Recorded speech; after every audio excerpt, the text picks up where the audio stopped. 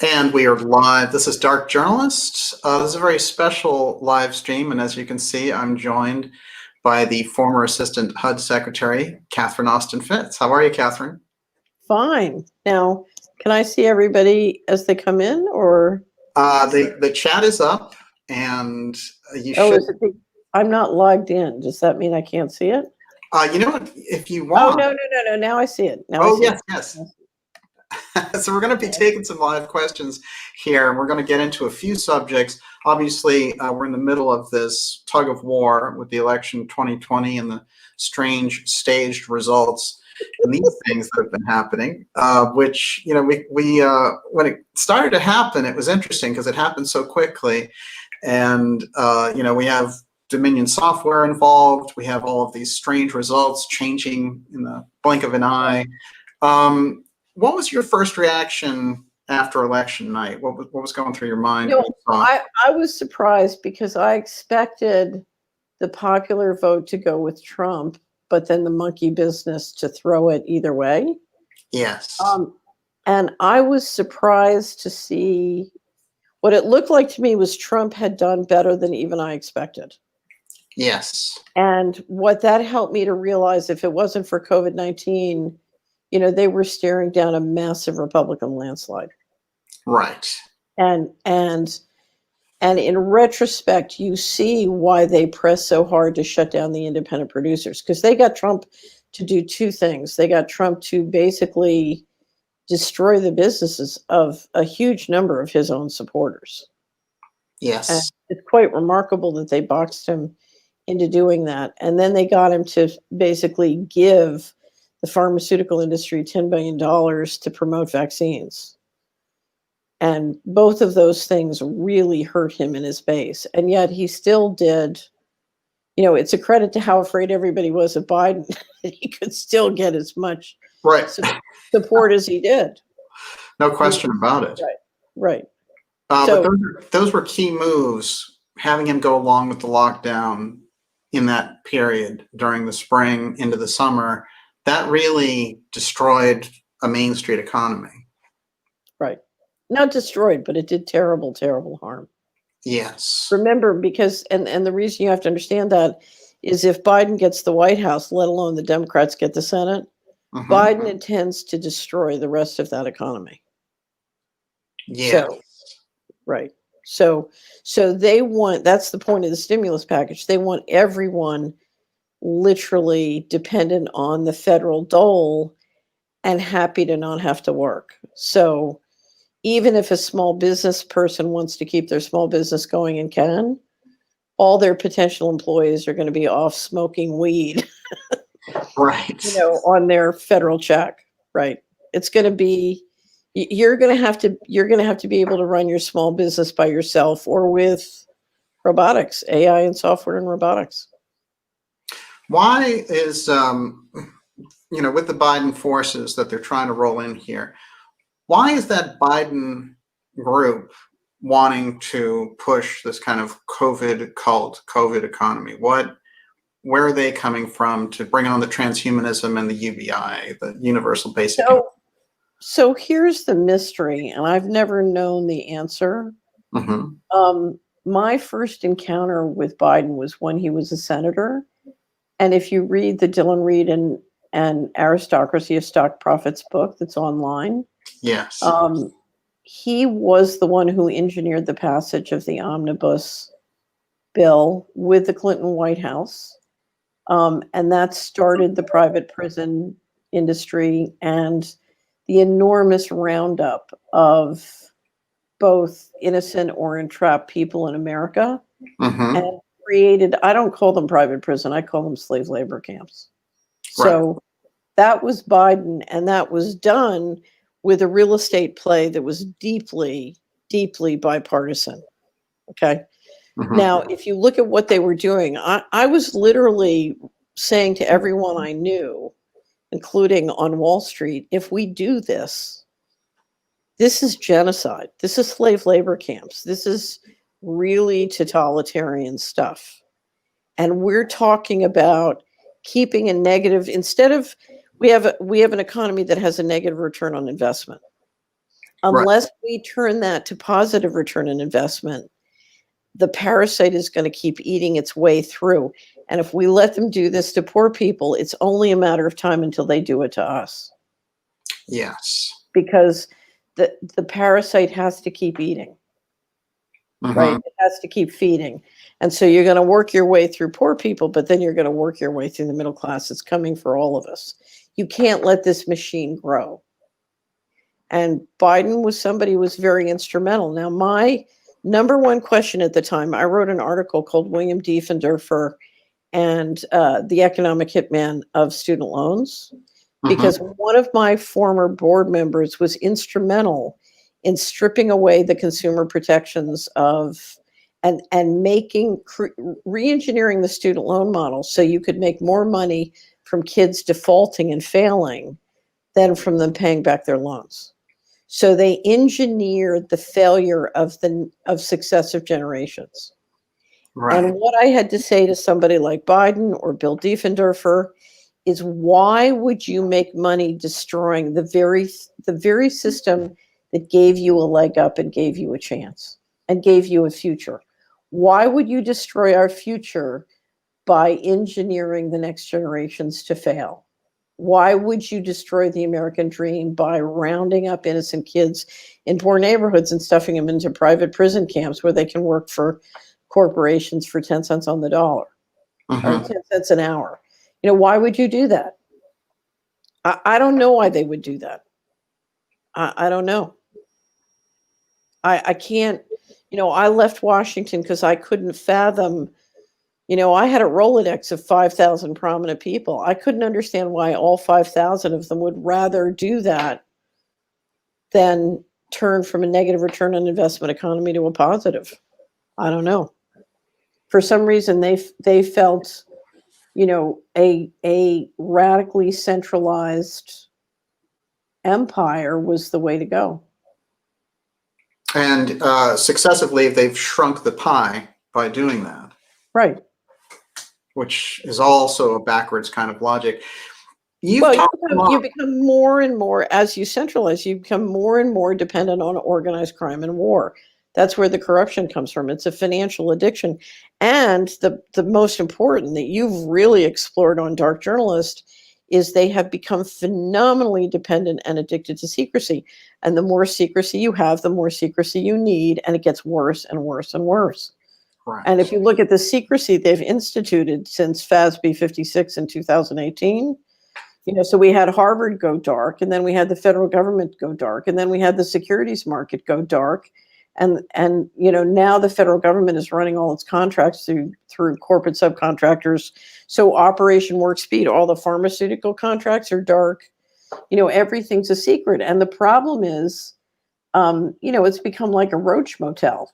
It's so secret, that there's not enough oxygen or light in the thing for people to be productive. It's a phenomenally wasteful, unproductive system. You recently just posted this new article from Professor Mark Skidmore, who you've worked before exposing these missing trillions. But it has a lot about this FASB, and that's FASAB 56, that statement, and how that takes the whole government dark. What was new in there? So we did a series at Solari. If you go to missingmoney.solari.com, you can find our series of 7 articles that basically explain how the federal credit mechanism works, both the Federal Reserve and the Treasury. And in the Treasury, there's 6 articles on Treasury. One is on FASB 56. One is on the classification sort of rules, and another on the black budget. So how they take all this money secret. But one of the things Dr. Skidmore focuses on, in 2006, the president delegated waiver authority to the National Intelligence Director to allow them to waive SEC rules for private companies. And what Dr. Skidmore is saying is FASB 56 allows them to keep secret government books and spend money secretly on who knows what, because it's all secret. And when you marry that with private corporations being allowed to do highly classified tasks, and you waive their SEC provisions, well, it's like a giant pumping mechanism into the stock market. Right. And now you have all these companies gorging on secret money for secret armies that's all secret, and they can pretend that they're in compliance with SEC disclosures, but if they all have a waivers, then if you're a securities investors, their financial statements are as meaningless as the US government. They have no meaning. None. Wow. Right. And of course the question globally is, why is the US stock market, why is the US stock market able to levitate above Europe and Asia and constantly outperform? Read Dr. Skidmore's article, you'll start to get a sense. I wrote with my attorney something called caveat emptor on doing due diligence on Treasury securities. But if you have any professional responsibility for investment, you need to go to missingmoney.solari.com and read Dr. Skidmore's new piece, and read caveat emptor. You really need to understand this to do. I'm looking at the Solari report missing money volume. So we have volume 1 and volume 2. We Yes. finally, I got really nervous because of the censorship. And I said, we're going to take all of this information, the documentation and our analysis, and we're going to take everything we've done, put it into 2 volumes that a professional investor needs to do serious due diligence on what's going on, Right. and get it out there in hard copy. Just get it out there in hard copy, because who knows? I don't trust the internet to preserve this information. Absolutely. That's one of them right there. Right. So there are 2 volumes, and we've been shipping them out all over the world.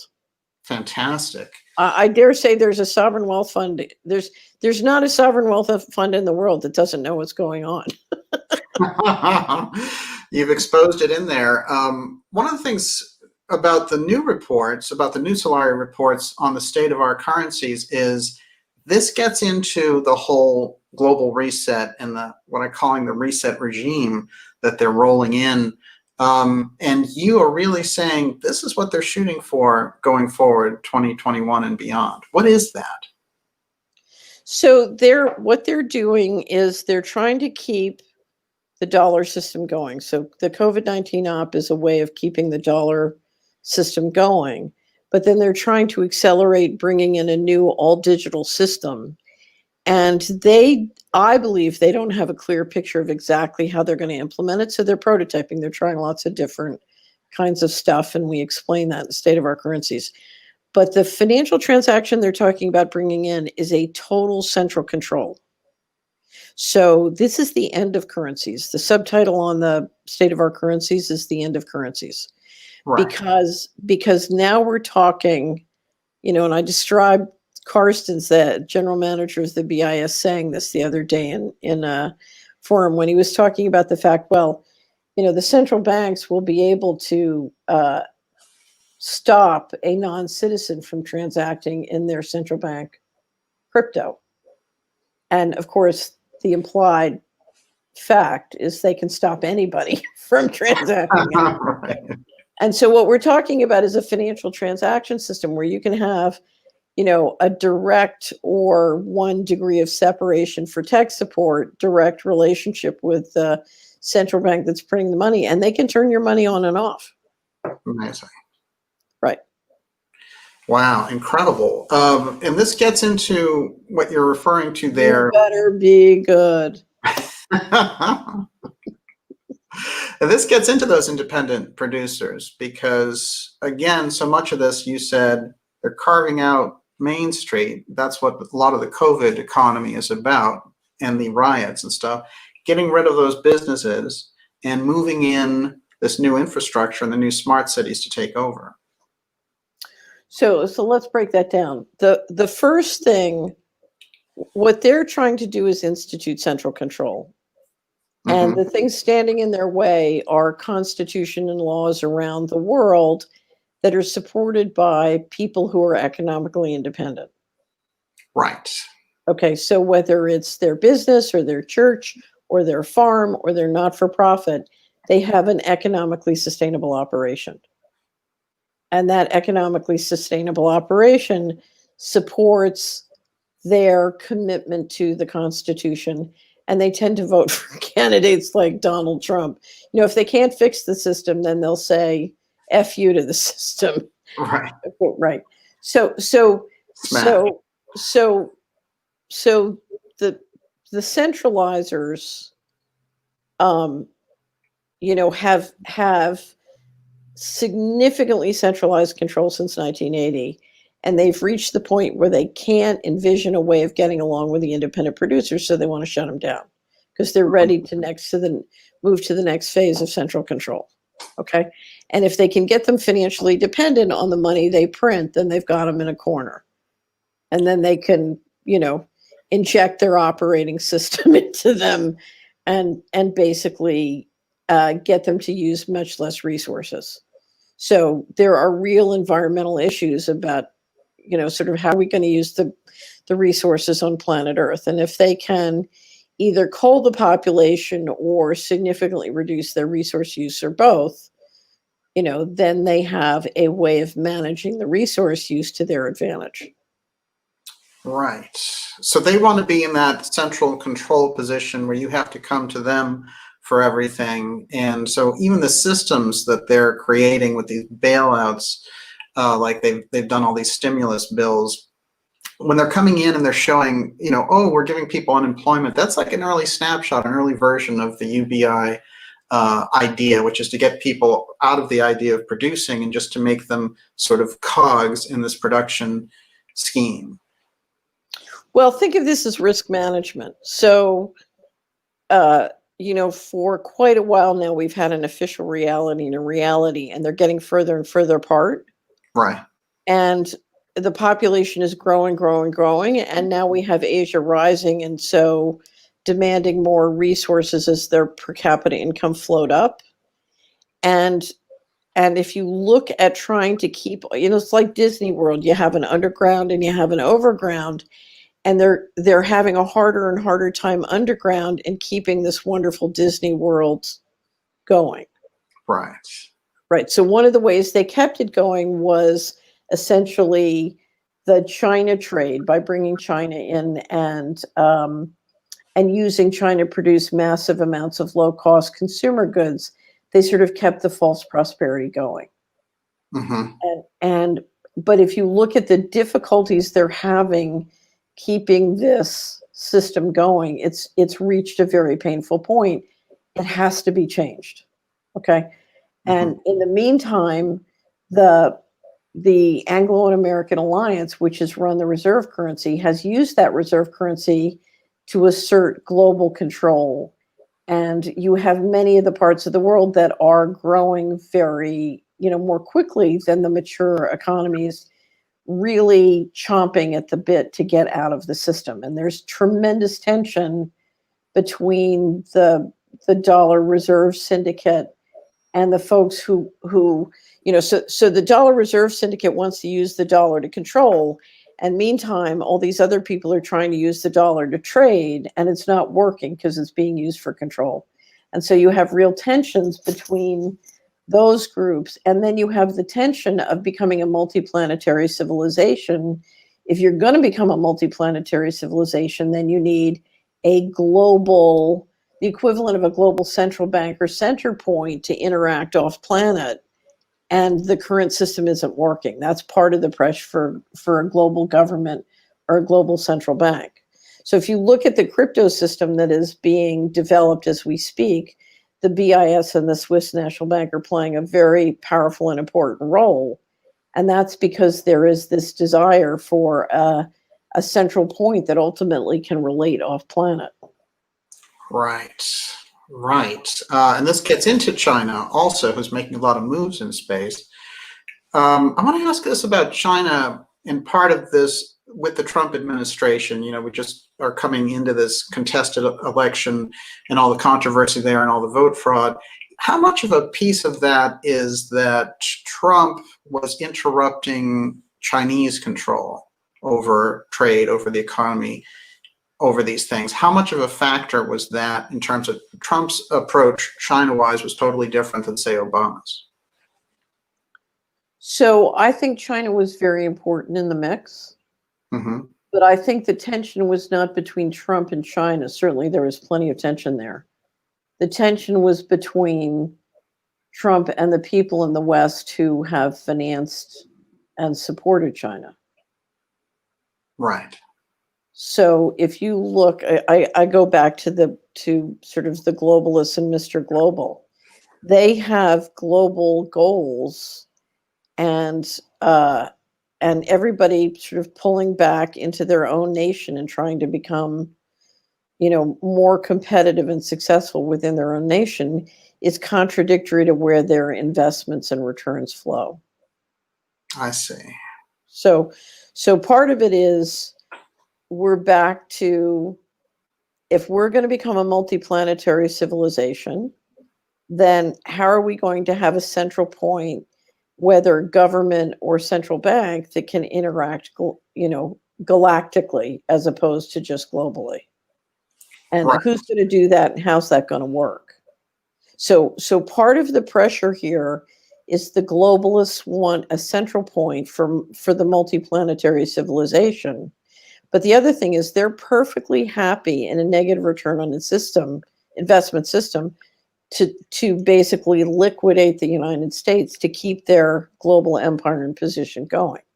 Let's pick right up on that, because that's so key. And it's something that you've talked about extensively in your report, which is they're setting up conditions for a civil war or the breakup of the United States as one of their scenarios. And you've talked about this because they've had the missing trillions taken out of the country. And you've talked about them shipping the money out of the country, but they still have the liabilities in the country. And so if we have... Right. So this is a financial coup d'etat. Yes. Okay. So you have a new system and you have an old system. Okay. Right. And your old system, what you do is you drain all the money and you move it into the new system. Okay.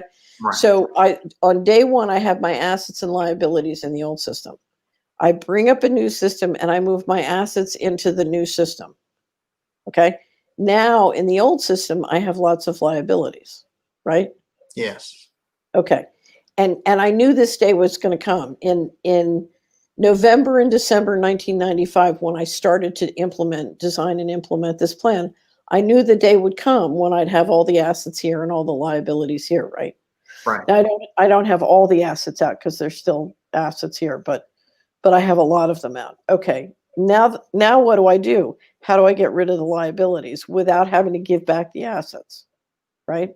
Because one of my dangers is everybody in the old system can say, hey, wait a minute, where are the assets? And come get them back. Right. Right. But that's one. Right. If you destroy the old system, then they have no legal mechanism to come and get the assets back. Exactly. Right. So for example, the old system, in this case, the United States. Well, I would say, yes, the United States government, but the Constitution and the federal accounts. What you're talking about is the federal government accounts and the related central bank. So those accounts had obligations and assets, and those obligations and assets have been criminally impaired.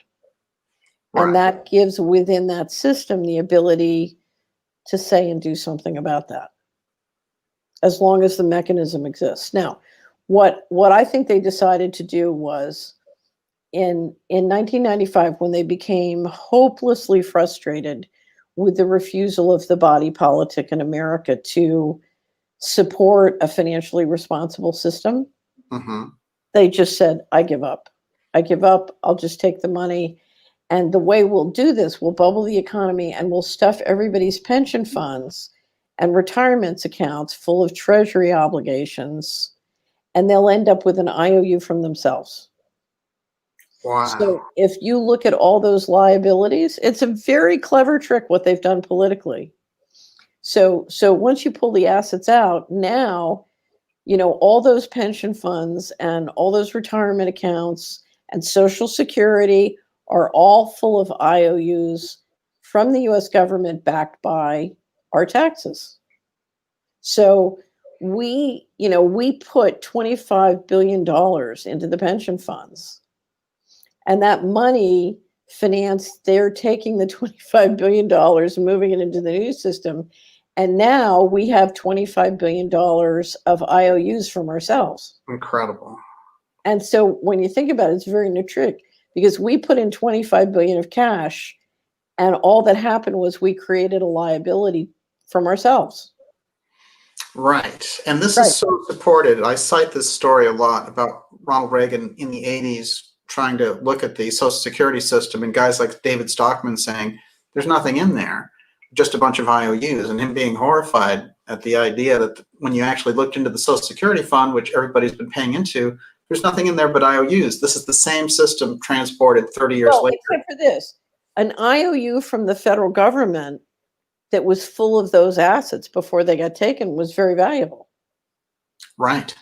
There are tremendous, North America is the most valuable piece of real estate on the planet, arguably. So if you look at all the assets of the federal government, there are a ton of assets, not to mention a nuclear arsenal, which is a very effective, and rod of God and whatever else we've got in there. Yeah. Now, of course, the question is, have they moved all of that into corporate balance sheets? I mean, they have private contractors running our nuclear labs. It's pretty scary. Yes. So there are plenty of assets there, but if the federal government, if all those treasury securities were collateralized by a federal government that hadn't had the 50 trillion disappeared, I dare say, they would be worth a lot more today. No question about it. And they've been disappearing out the back door. You've been tracking that. Your estimation of where they're going, because it's a very hard thing because they're all behind a wall of secrecy. Where are they going? So I have no idea where they're going. I've tried to, just play around and guess. So I think the first place they're going into what one journalist called Top Secret America.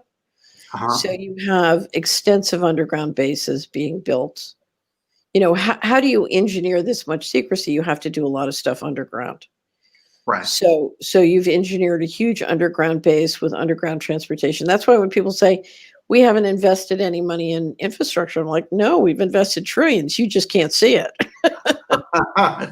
There's So your infrastructure program. as you know, I think after the Kennedy assassination, if you look at the trajectory of space investment as a percentage of GNP, I think we kept doing that. We just took it dark.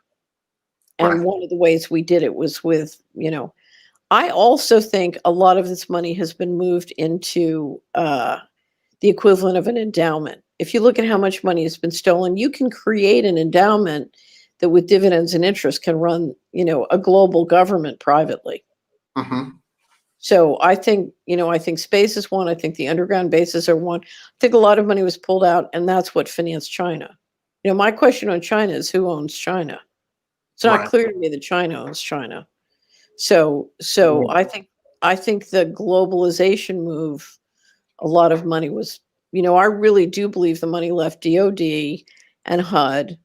It financed the Clinton Foundation, the Epstein operation, but I think a whole bunch went to Carlyle, KKR, TPG, and the private equity firms for investment in Asia and the emerging markets. How could we get a chance to prove that? How would you get into their bank accounts? What would need to happen? You would need to have a critical mass. It's going to take it's up to 10% of the American society to start to assert control locally. And you'd have to get enough of that to demand real litigation. I think it could come if we decided, to me, the vulnerable spot in the Death Star is that they are in violation of the financial management laws. And so if we can bring the appropriate litigation to hold both the central bank and the banks as depository, the New York Fed as depository for where that money went, if we could get jurisdiction, particularly in any of the state courts, and demand that money back. But I think, the focus of the litigation should be on getting transparency. Right, absolutely. Right. You brought in the missing trillions in a way that they haven't been looked at before. And you brought them in with 2 decades of research. And then Professor Skidmore picked up on your research. He looked into it and verified it through DOD and HUD. Now, that alone is a great accomplishment. And what happened in that period was even people like Forbes and organizations like that had to look at this and start to say, are there 21 trillion missing in government? And then later the New York Times saying in a particularly pedantic manner, oh, no, there's not 21 trillion missing. You know, this is just audit stuff. Don't worry, don't look over here. One of my favorite things is, you know, I've been through, this started for me in 1998 when I first started to warn about the money disappearing. And Right. and I've watched, so let's see, 98 is 22 years of excuses as to why they can't produce audited financial statements. Right, it's a long time. And it's really interesting. Something that sounds rational in year one or justifiable or maybe okay by year 3. You know, after you hear it every year for 20 years, you know, you look at it very differently. And it's been very interesting for me to live through the education of Dr. Mark Skidmore as, you know, as the obfuscation and games happen. And we just had about a year and a half ago this major effort by the Shriekometer, and the New York Times was part of it, trying to, you know, oh, this is just nothing. This is just accounting process. And it's so interesting. And they used AOC to do this. It was very clever the way they did it. Yes. Yeah. Interesting choice. Yeah, very interesting choice. Because they kind of, you know, they got all the conservative guys to say it's not real. By having AOC say it's real, then of course the conservatives had to say, oh, she's a bimbo, it's not real. Yes. You know, it's very clever the way they did it. And they used CNN, you know, what's Gloria Vanderbilt's son's name? I can never remember his name. Cooper. Yeah. Cooper Anderson. They had Cooper Anderson, you know, kind of slaughter it with AOC, where AOC did a mea culpa and said, you know, I was wrong. It wasn't really real, you know, blah, blah, blah, blah, blah. You know, and the conservatives were saying, see, we're right. And it was very clever the way they did it. And, you know, I always felt whoever the guy was in charge of figuring out FASB 56, you know, somewhere, I'll just pick this out. So let's just pretend for a second there's a guy named Harry, and he was in charge of figuring out how they take the book secret without, you know, and I think they, I have a theory on who the committee was who did this, but I thought they thought that this was something very boring, very, you know, down in the nuts and bolts, and they would sneak this one through. I don't think they ever believed that we would be able to pick up on it, document it, and blow it up and really explain to independent media what it would mean in a way that independent media could just independently run with it. Right. And when we did, I think somebody said, you know, you got to get her back for this one. And that was the AOC, Anderson Cooper, blah, blah, blah, blah. And they put a lot of work into getting us back on that one. And it was really, you know, it was a major boot down. Mm-hmm. And the thing you have to learn when those things happen is you just have to turtle through and just say, it's an incredible accomplishment bringing it up to the point where they need to address it in the first place. They may have their guns ready to shoot it down, but to get them to address it beyond the ignoring it thing is very significant. Well, because they're in dangerous territory. They were able to get the whole Q, you know, if you look at the Q cult, yes, what the Q cult ultimately is pushing is the same agenda as the transhumanists, you know, global IDs. It's amazing how the Q is just proposing all these really totalitarian things, but they got the whole Q cult and that whole world to ignore FASB 56. Right. You know, they were able to keep the patriots away from the power line. And that, I think, was their goal. Now, here's what they weren't able to do. They weren't able to keep the investors away. Because what we were able to do was communicate with all the investors on the planet. Right. You know, this is really going on. And Now behind the scenes, that's kind of a subtle earthquake. well, that I think the investors are making their deals with them. You know, so it may be a subtle earthquake, but it's not necessarily a good one. It's not necessarily on the side of freedom. You don't know. Right. You just have to, you know, what I know is we can't get out of a negative return on in society. There are two ways to get out of a negative return. One is to massively reduce the population, and the other is to change to a positive return. And we can't change to a positive return without transparency. And transparency brought on, no matter how organic and messy it is, transparency can stop a major reduction in the population. Right. They can't pull off that kind of culling with transparency. No question. You know, it's fascinating. Everyone, you're here with Dark Journalist, and we're here with Catherine Austin Fitts, the former Assistant Secretary of HUD. We're going to take some questions. I'm going to kind of go in there. So if you ask some questions, ask them all in caps, and I will ask them to Catherine in the second part of our interview here. Catherine, I wanted to get into... Wait a minute. Some guy said we're doomed. Not at all. There he is. We're doomed. No, if we keep pretending that it's not going on, we're doomed. But if we talk about this, you know, that's the funny thing. It's a chicken and egg. One of my favorite quotes from Confucius is, he says, "The way out is through the door. Why is it no one will avail themselves of this method?" So we can't get to real solutions until we face what's going on.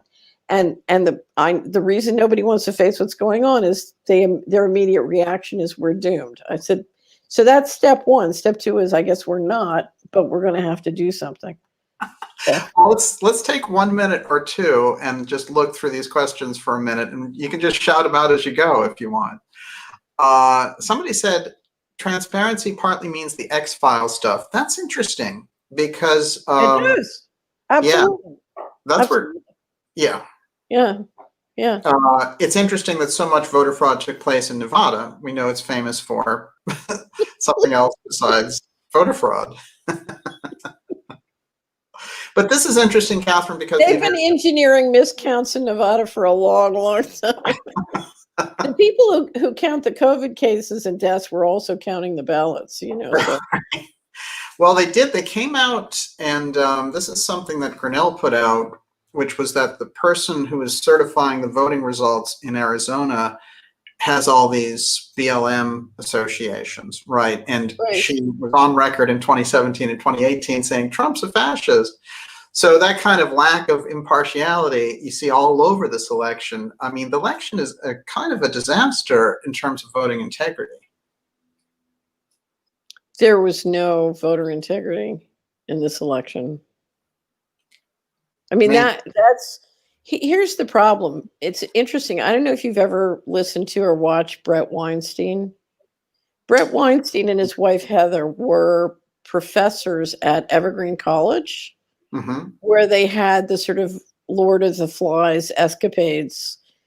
And Brett Weinstein really tried to communicate to the university, you know, the whole university sort of community, both faculty and students, that there are some fundamental precepts of civilization. And if you don't respect them, civilization is literally not possible. Right. And what we're talking about here is not a corrupt election. We're talking about removing the basis by which civilization can exist. Right. And this is why I keep coming back. Yeah. Did I tell you my Antifa story? No, tell that one. That's very interesting. So I have a wonderful subscriber who is very intelligent and excessively curious in a wonderful way. He just wants to know. And he will drill down to the nanoparticle level to get to the bottom of anything. I love him. I like him already. No, this guy is absolutely wonderful. Anyway, So he went to one of the European protests, and he's standing there, and there's another guy next to him from the other side of the country who's come to the protest. He doesn't know him, but he's just standing there. And the Antifa group attacked this guy with chairs and bottles. I mean, very dangerous. They could have hurt him or really killed him. Wow. So the crowd moves in to protect him and to pull the Antifa people away. But of course, my wonderfully curious subscriber won't leave it at that. He's got to find out what happened. So he goes to the Antifa guys and said, "Why did you attack this guy?" And they all said he gave a Nazi salute. And the subscriber said, "No, he didn't. Wow. He didn't. He was standing right there. He didn't." But that's what they saw. Now, let's go back to the game Pokemon. Yes. Because what the other thing my subscriber said is, he said these people were so mind controlled, it was absolutely terrifying. Oh, yeah. He said they were totally mind controlled. So is it possible, a la Pokemon, for a Nazi salute to be communicated like a hologram to these people, and they really think they saw it? Amazing. Because he said they were sincere. They really believed they had seen this guy do a Nazi salute, and he hadn't, but they believed it. Incredible. Right. That's the technology level that we're talking about behind the curtain, because of course they have a huge amount of technology that we know nothing about. Right. That's completely hidden, and that plays a huge factor in what we're seeing play out. Right. So let's go back to civilization. How can you have a civilization if people are being engineered to see something that doesn't exist? Right. Whether it's fake news on YouTube, or Pokemon Nazi salute beamed into the head of an Antifa zombie. Right. Right. Right. And there's quite a few. Well, it's to do the real estate acquisition plan, you need a lot of Antifa. Right. Right. Exactly. You mentioned something to me earlier about 3 types of things that you can get when you are researching. You can get entertainment, you can get intelligence, and you can get news. News, right. Can you break those down for me? Because that's what we're missing in our understanding, that so much of what we're seeing on the independent side is entertainment, and on the mainstream media side is disinformation. How do we get to separate between entertainment and news and intelligence, and realize that we have to pay for intelligence? So I would describe news as just sort of what happened, the 411. So, SpaceX launched a rocket today. That's right. news. So, and news tends to, when you watch the flow of news, there's so many data points that it can become very noisy and incoherent. Yes. Okay? And so what intelligence does is intelligence scans the news, studies the news, and finds the deeper patterns. Right.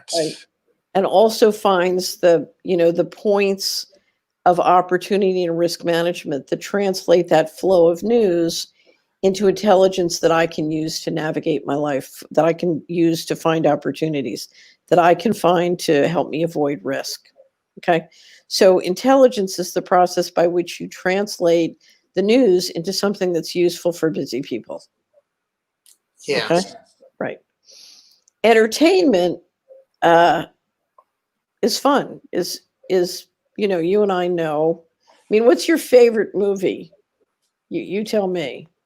Entertainment is something that keeps you very, very busy, very, very enthralled, and it is fun, right? Yeah. Right. Okay. And it's very important to get your entertainment independent of your news and intelligence. Okay. Because the way I can trick you into disinformation is by engaging your sort of your emotion, whether it's to scare you or fascinate you or make you laugh. a lot of the entertainment component is how you get people to suck into fake news and really intelligence, which is very much against their, that tricks them. And it's usually, they lose time and money because they've gotten tricked. So this is, let's say, mass arrests, or George Soros is going to Gitmo, wave goodbye to the prison barge, all that stuff. That was good entertainment, but it didn't do anything to move the culture forward or help us with the political situation. So I'm a person who loves entertainment. I love entertainment. I love great movies. Yeah. I'm a really movie person. And the whole Solari movie. Right. So I think we all immensely enjoy entertainment, and it's very important that you get your entertainment injection separate from your intelligence. You know what I mean? In other words, sometimes they can combine them. I have very great sources of intelligence that can be very, very funny. That's why we do cartoons and our crazy posters and other things. So I'm not saying intelligence can't be entertaining, but the first thing you do is never deny yourself your weekly dose of entertainment. And that's so that you don't make the mistake of, needing it, of wanting it, and trying to get it in the wrong place. It's like I'm always telling, every time a friend of mine would get divorced, I'd say, look, get yourself a great masseuse and a great cleaning lady. And they always say, why? And I say, because you need to know, you need to get these in the proper places and not make the mistake of getting married again because you need a masseuse and a cleaning lady. So you need to get these in the right place. Okay. You mentioned something about Mr. Global pays a lot for good intelligence and how that's a good lesson for us. What are you getting at there? That's interesting to me because you're more invested. So I grew up in a world where good intelligence was everything. Good intelligence was the basis of winning. Good intelligence was, it won wars and it won on Wall Street. Good intelligence was everything. Mm-hmm. And we were moving very fast in a very uncertain world. And so the guy who had 2% of the intelligence on a situation, 2% was, if everybody else had 1%, you had 2%, that's millions of profit. Right? Yes. Right. So we didn't wait for perfect information. We didn't wait for right. We were looking for useful. Yes. And intelligence was the edge. And literally, Mr. Global, in my experience, spends an absolute fortune on intelligence. An absolute fortune on, so if you look at official reality and you look at reality, they're spending a fortune on crafting and marketing the official reality, but they're spending a fortune on tracking and understanding and analyzing reality.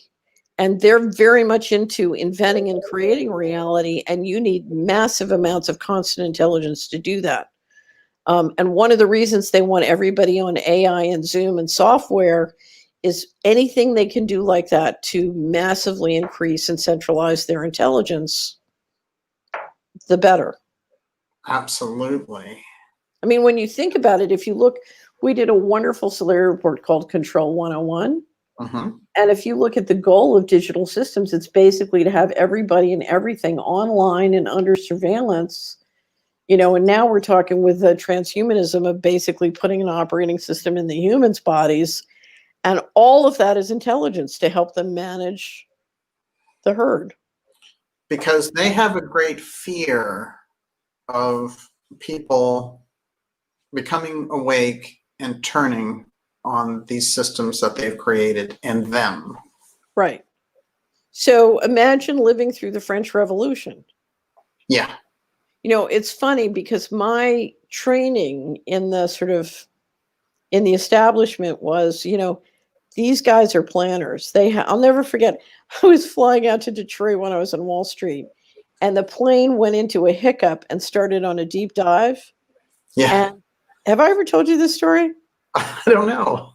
So the plane goes into this deep dive, and the stewardess just happened to be standing right next to our row. Yeah. And she screams out, "Oh my God, we're all going to die." Wow. Now, what I didn't know when that happened was that was her first day on the job after training. So she was a little wet behind the ears. Anyway, so she screams, "We're all going to die." And the first thing I thought, you know what my first thought was? This is my training. I need a plan. And then the second thing was I couldn't plan or act my way out of this. I realized, oh, plan's not going to help. I'm going to die. And then I thought, it's funny because the woman who raised me at this point had died. And I thought, well, I'm going to see Eleanor. And then I realized, well, there's a bright side to this. I'm going to get to see Eleanor. And then of course the plane came, the pilot, it was amazing because I thought we were, 2 seconds down, but he got us turned up and right. And that's after it, I learned that it was her first real day on the job. Incredible. He had a bad first day. Catherine, you talk a lot about what the transhumanist movement and what it's trying to do. Now it's right in our face. You've been talking about it for years and what they've been up to. And you have a whole section dedicated, as you say, to Bill Gates' creepy technology.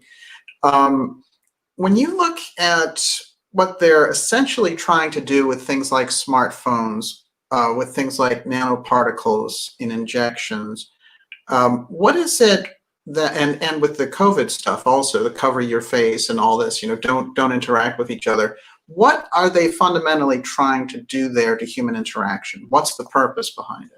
Okay, so we live in the middle of a creative shared intelligence. Yes. Okay.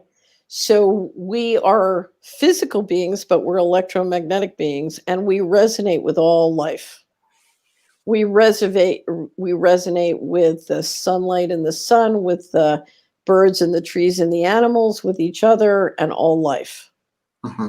And literally what these guys, as far as I can tell, are trying to do is put a toll booth between every connection and circumvent the resonance into their machines. Wow. So they literally want to grid the entire morphogenic field and get us to resonate with the machine instead of with life and each other. This is trying to make themselves God. I really do think they want us to they want children to come out of test tubes. They decide who gets to come here and who doesn't. They don't want families. They don't want husbands and wives. They want to control literally all life. Wow. And it's so bizarre. You can't even believe, it's hard to fathom, but they really think they can outperform life.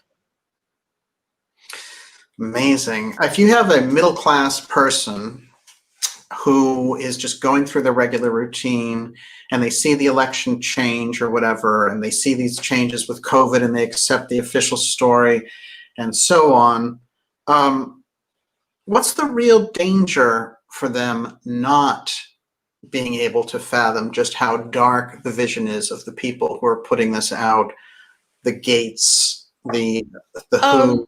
It very much depends on who they are and where they are. But many of the people, so Hopkins calls them the Covidian cult. Many of these people can't fathom how nuts the whole thing is. And it's very difficult to do it. I lived through, for 2 decades, watching John Rappaport and his allies map out fake epidemics. And I've lived through multiple fake epidemics with John for 2 decades. And if I hadn't done that, I would never have been able to follow, the Covidian cult and what they were up to, because it's so hard to fathom that it's that amazingly nuts. And that their engineering of the global control systems is that phenomenal, and their mind control is that phenomenal. But thank God I had, because when this hit, I had lived, and the last straw was using Ebola for the Republicans to win the Senate in 2014. That was amazing. Yes. Sometime we should go through that one, because it was a great case study in building up to what they're doing now. Anyway. That was a shrieker-meter moment. Oh my God, the shriekometer had never been louder until March 2020. Anyway, so it's hard for people to do that now. So they can't fathom that the official reality and reality are that far away, and Right. they don't have the science and the background and the research to know how that is engineered. Now, if you follow the money, you know, and you can see how it's done. But so that's hard. But the other thing is, they believe they're better off by playing ball. Yeah. And if remember when I said you keep these different pillars separate. So what the tech guys are doing is separate from the pharma guys, is different than the military guys, is different than the central banks. Because I look at all of them. You know, I look at JPAL and I say, why would you want your grandchildren to be slaves? Right. Now, many people in those different pillars are thinking, if I play ball and do right and make enough money and have enough prestige, then I will be able to get the low dose for my grandkids, or I'll be able to get exceptions. Or, you know, as you remember my story about being invited to join the Council on Foreign Relations, and Yes. you know, I'll have my name on the locker in the underground base. You're right.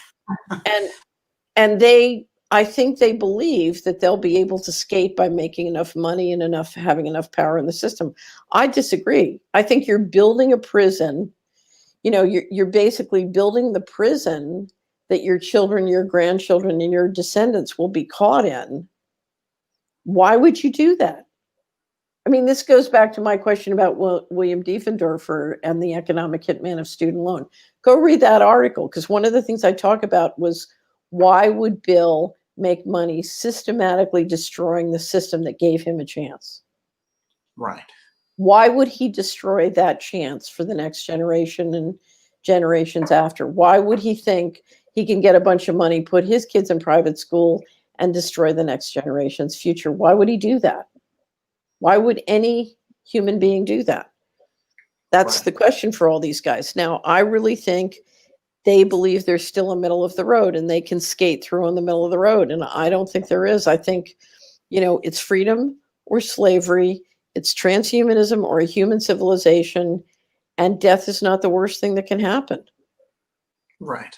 Now, we haven't brought up the most weird scenario, and the most weird scenario, as you know, is David Jacobs' right.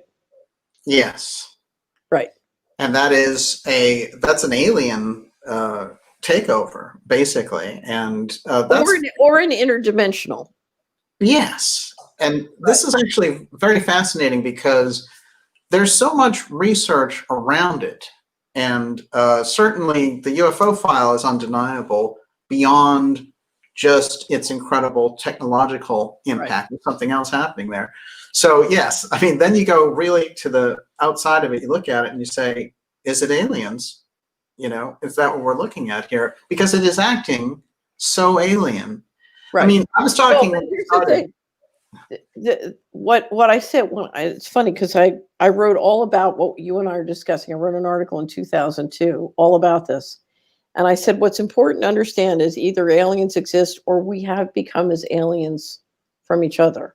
In other words, the official reality and the reality have separated so much, and the leadership class has separated so much from the average person, that we have become as if separate species. So even if aliens don't exist, you need to understand that they do. Right. Because we have a leadership class that sees us as an alien species. Yes. Right. So you're talking about, you can use it in reality or use it as the metaphor for what we see taking place. Yeah. Right. So this is an alien invasion, and you need to understand that, you know, whether there are no aliens or there are aliens, it might as well, you need to think of this as aliens. And part of the question is, how can we get the human leadership to come back and re-empathize with us? One of my favorite movies on this whole topic is The Never-Ending Story. Uh-huh. When when the protagonist says to the nothing, to the bad guys, I wish you had a heart. That's my wish. I wish you had a heart. And what he's trying to do is recreate empathy between us. Right. It's trying to rebuild the living field, because that's what they're doing. They're trying to tear the living field apart. That's Well, why, yeah. love is so important, because the thing that wins people out of the cult is love. I mean, you Mhm. can throw science and facts at them all day long, but most people are in the cult out of fear, not out of facts. Right. Right. So they need to know there's love outside the cult. Yes. Right. Exactly. Everyone, you're watching the Dark Journalist Show. We're here with Catherine Austin Fitts. She, of course, is the publisher of the Solari Report, and so much experience in government, deep in finance. Catherine, when you look around at what's happening now, when we started, we were looking at, I made a comment about seeing you there in these Senate committees when you first got in to HUD, and you were cleaning up fraud then. And this takes us back to about 1990, I guess. So I have to tell you, it was so funny because I had forgotten. We brought up our own video server, and I'm usually pretty good about archiving historical information. Right. And I did a very good job during the litigation, archiving sort of historical information about being assistant secretary, because they try and delete your past, and they literally tried to wipe me out and couldn't. And it was because I was doing such a good job. Anyway, but these ding dongs, I forget what their names are, came along and said I'd never been assistant secretary of housing. Yeah. And I was laughing my head off. It was so funny. So I posted the thing about from President Bush saying thank you for having served as assistant secretary. I posted that, but then you jumped on and posted all the C-SPAN videos, and I had not seen them for years and years and years. And I was laughing my head off. I could just. Do you relate to that person there trying to figure things out in Washington, in the heart of it? When you look back at it now, do you see that connective journey to where you are now? Yeah, and I have to tell you, I did a great job. No wonder they booted me out fast. I'll never forget. I think I told you this story. I was sitting across. I had 8 partners from like Price Waterhouse and Arthur Andersen, and I said, I'm going to create a database of all multifamily properties, because you can't manage. We had a $25 billion multifamily insurance portfolio. And I said, I need a database of all the properties. And they said, no, we'll just do a survey. I said, no, you can't. You have to have a database of the actual property and the address and the data. And they were like looking at me, and I thought they were all going to piss on the floor, literally. But they couldn't explain to me why that was not appropriate to do. Right. Why would a financial institution not want the basic data on their positions? Yeah. Can you imagine a bank where it's illegal to know what you've lent to? Right. So there's a much deeper system going on there, and they're just kind of surfing on top. Well, but here's the thing. I knew from the moment I got in there, I knew exactly what to do. If you wanted to run the thing according to the law, so under the law in the single family fund, you had to charge enough for your mortgage insurance premiums to pay for your foreclosures, your defaults, and your expenses. So if you wanted to get the thing on a financially sustainable basis, I knew exactly what to do and how to do it. And that was the problem, because they were pulling out loads of money out the back door. And of course, I was shutting the window. So, right. But I knew exactly how to find it and do it. It was funny. I mean, it was so funny to see them try and wiggle away from real. It was funny because when I first got there, I called in the budget guy and I said, I want to see the budget. So he brings this budget with the justifications, literally went from this desk to the ceiling. So I'm a speed reader. I read the whole thing 4 times over the weekend. Because under the law, I was required for the single family fund to be self-supporting. And there was no way in the budget that I could figure out what the total revenues and expenses were and whether or not we were in compliance.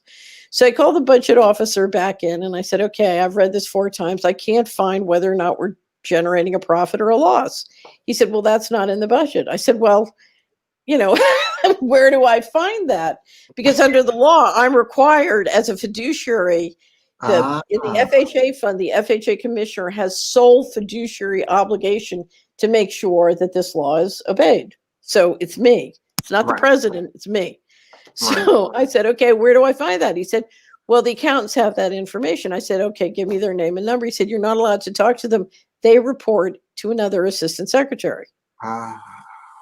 So long story short, I had these great deputies, and we had all been major donors during the campaign. So we laid siege. That's how I met Bill Diefendorfer. We laid siege to OMB, took them all to the Occidental Grill. We spent thousands of dollars whining and dining and lobbying. And the result was we got the accounts moved over to report to me.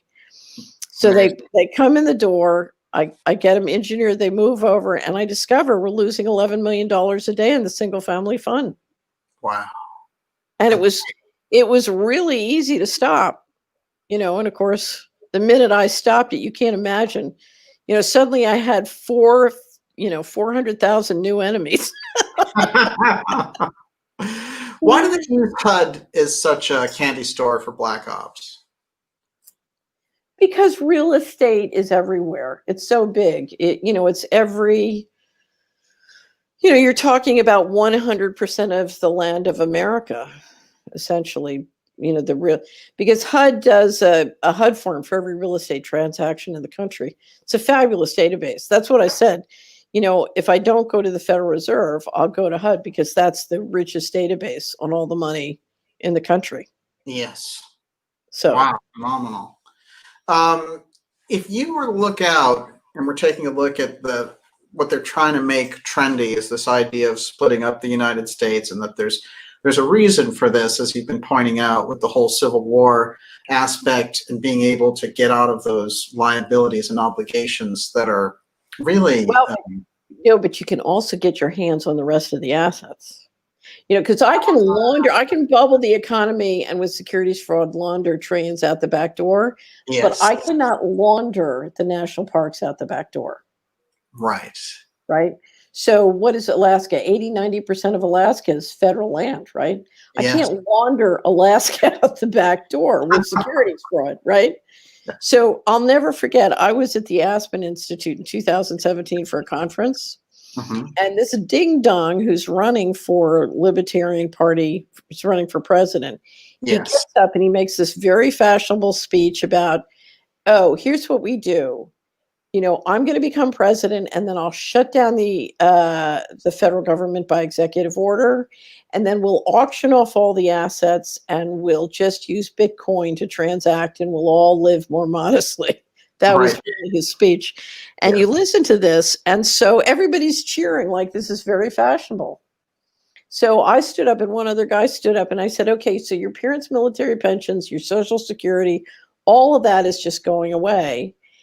And I said, they did this. It was called the rape of Russia. They did it in Russia, 15% downsizing in population in several short years. Wow. And I said, what they're going to do, this is like a Goldman Sachs wet dream, because you're going to shut down 50% of the income in every community and county in the country tomorrow, because it's all coming from the federal government.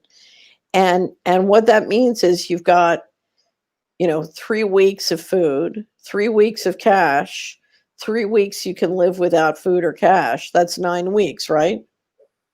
What happens next? So now nobody's got any money, and now you're going to auction off the rest of the federal government assets, particularly land and real estate, and nuclear arsenal. I'm sure the Russian mob would enjoy having that nuclear arsenal. So you're going to auction all of this stuff. Well, how's it going to sell? It's going to sell for 10 cents on the dollar, just like it did in Russia. Wow.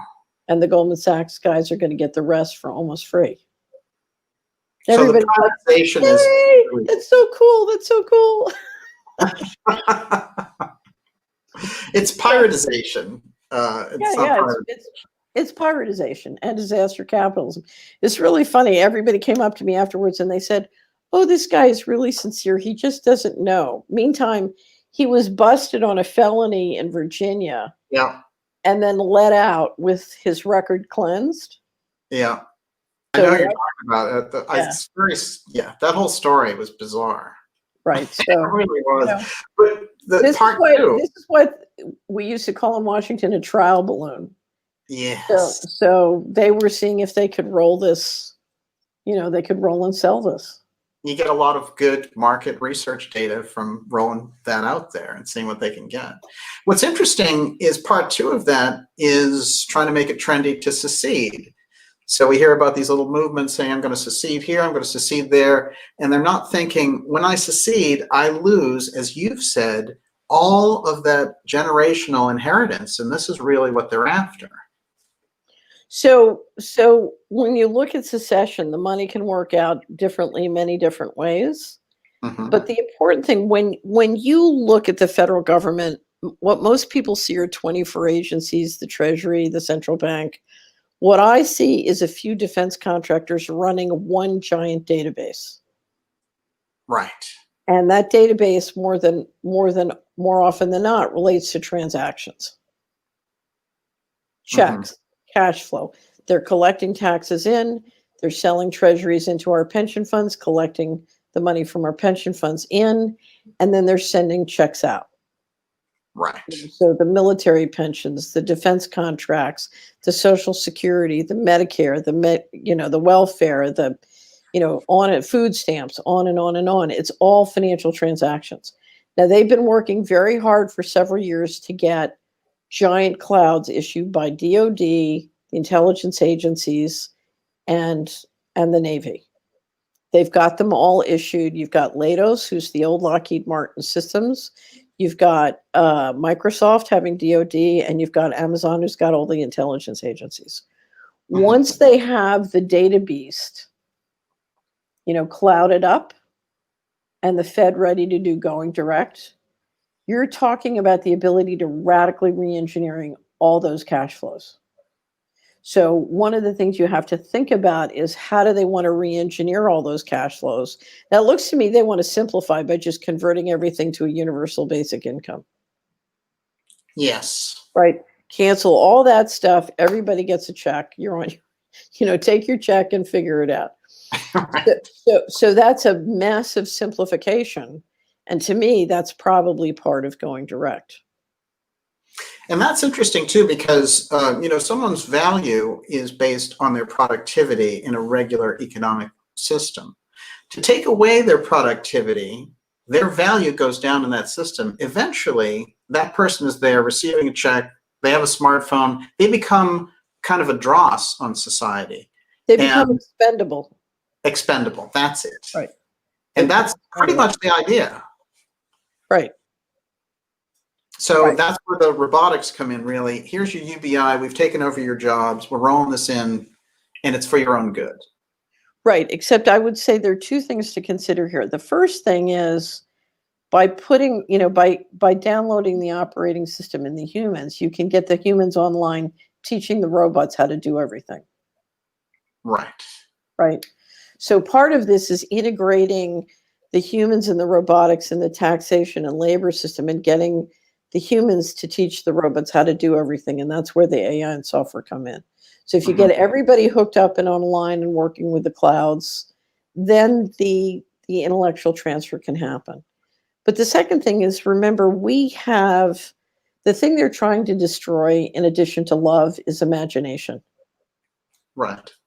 Because we have the power and the ability to create and invent our world. We can create babies and we can create all sorts of stuff. We can create our world. Yes. And part of getting us hooked up like this is to stop all of that. Because it makes it so much harder to control. They're unpredictable. I'm back to risk management. And remember, risk management, if we didn't have secrecy, we would see the risks they're managing and we would presumably act to also manage those risks. If we're operating in secrecy, then we don't know what risks they're managing. If you look at their ways of communicating, they're not working and they don't trust us because we're in the dark. Right. Right. And so many years of being in the dark. So putting us on these systems, they can proceed to risk manage much more easily. They can manage the proles while they're risk managing, and it's much more easy, they think. Now, what you're watching, I would argue, is they are tremendously emboldened by the success of the mind control technology. It's been wildly successful. It's really worked for them.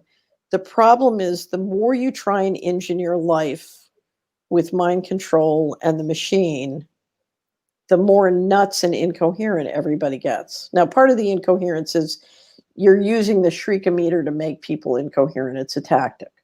Yes. But, what I'm watching is I really feel like by corrupting the general mind with the mind control technology, it's also making them crazy. Yeah. And I always say people who win in a rigged game get stupid. And I literally think as a society, Western civilization right now is collectively, we're losing our minds. Right. Exactly. Right. And so. And it's because a very small group is in charge of the information that we're getting. We've seen tremendous censorship. Just look at the last election where they censored on Twitter the president of the United States because they didn't like what he was saying. It would have been very interesting to see what would have happened if Donald Trump, Donald Trump has many positive characteristics, but interpersonal skills are not one of them.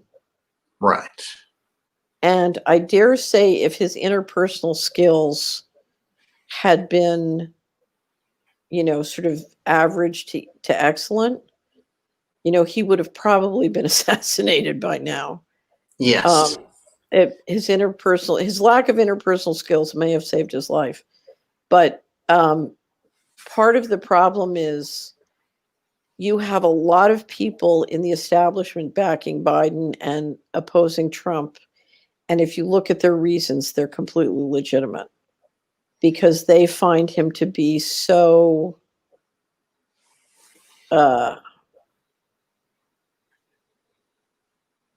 unable to manage large bureaucracy. He's someone who manages real estate developments, and his style can be very good for managing a small family office and real estate developments. Now, what's interesting, he's gotten quite an education, and I think he's much better at what he does. But no question. Yeah.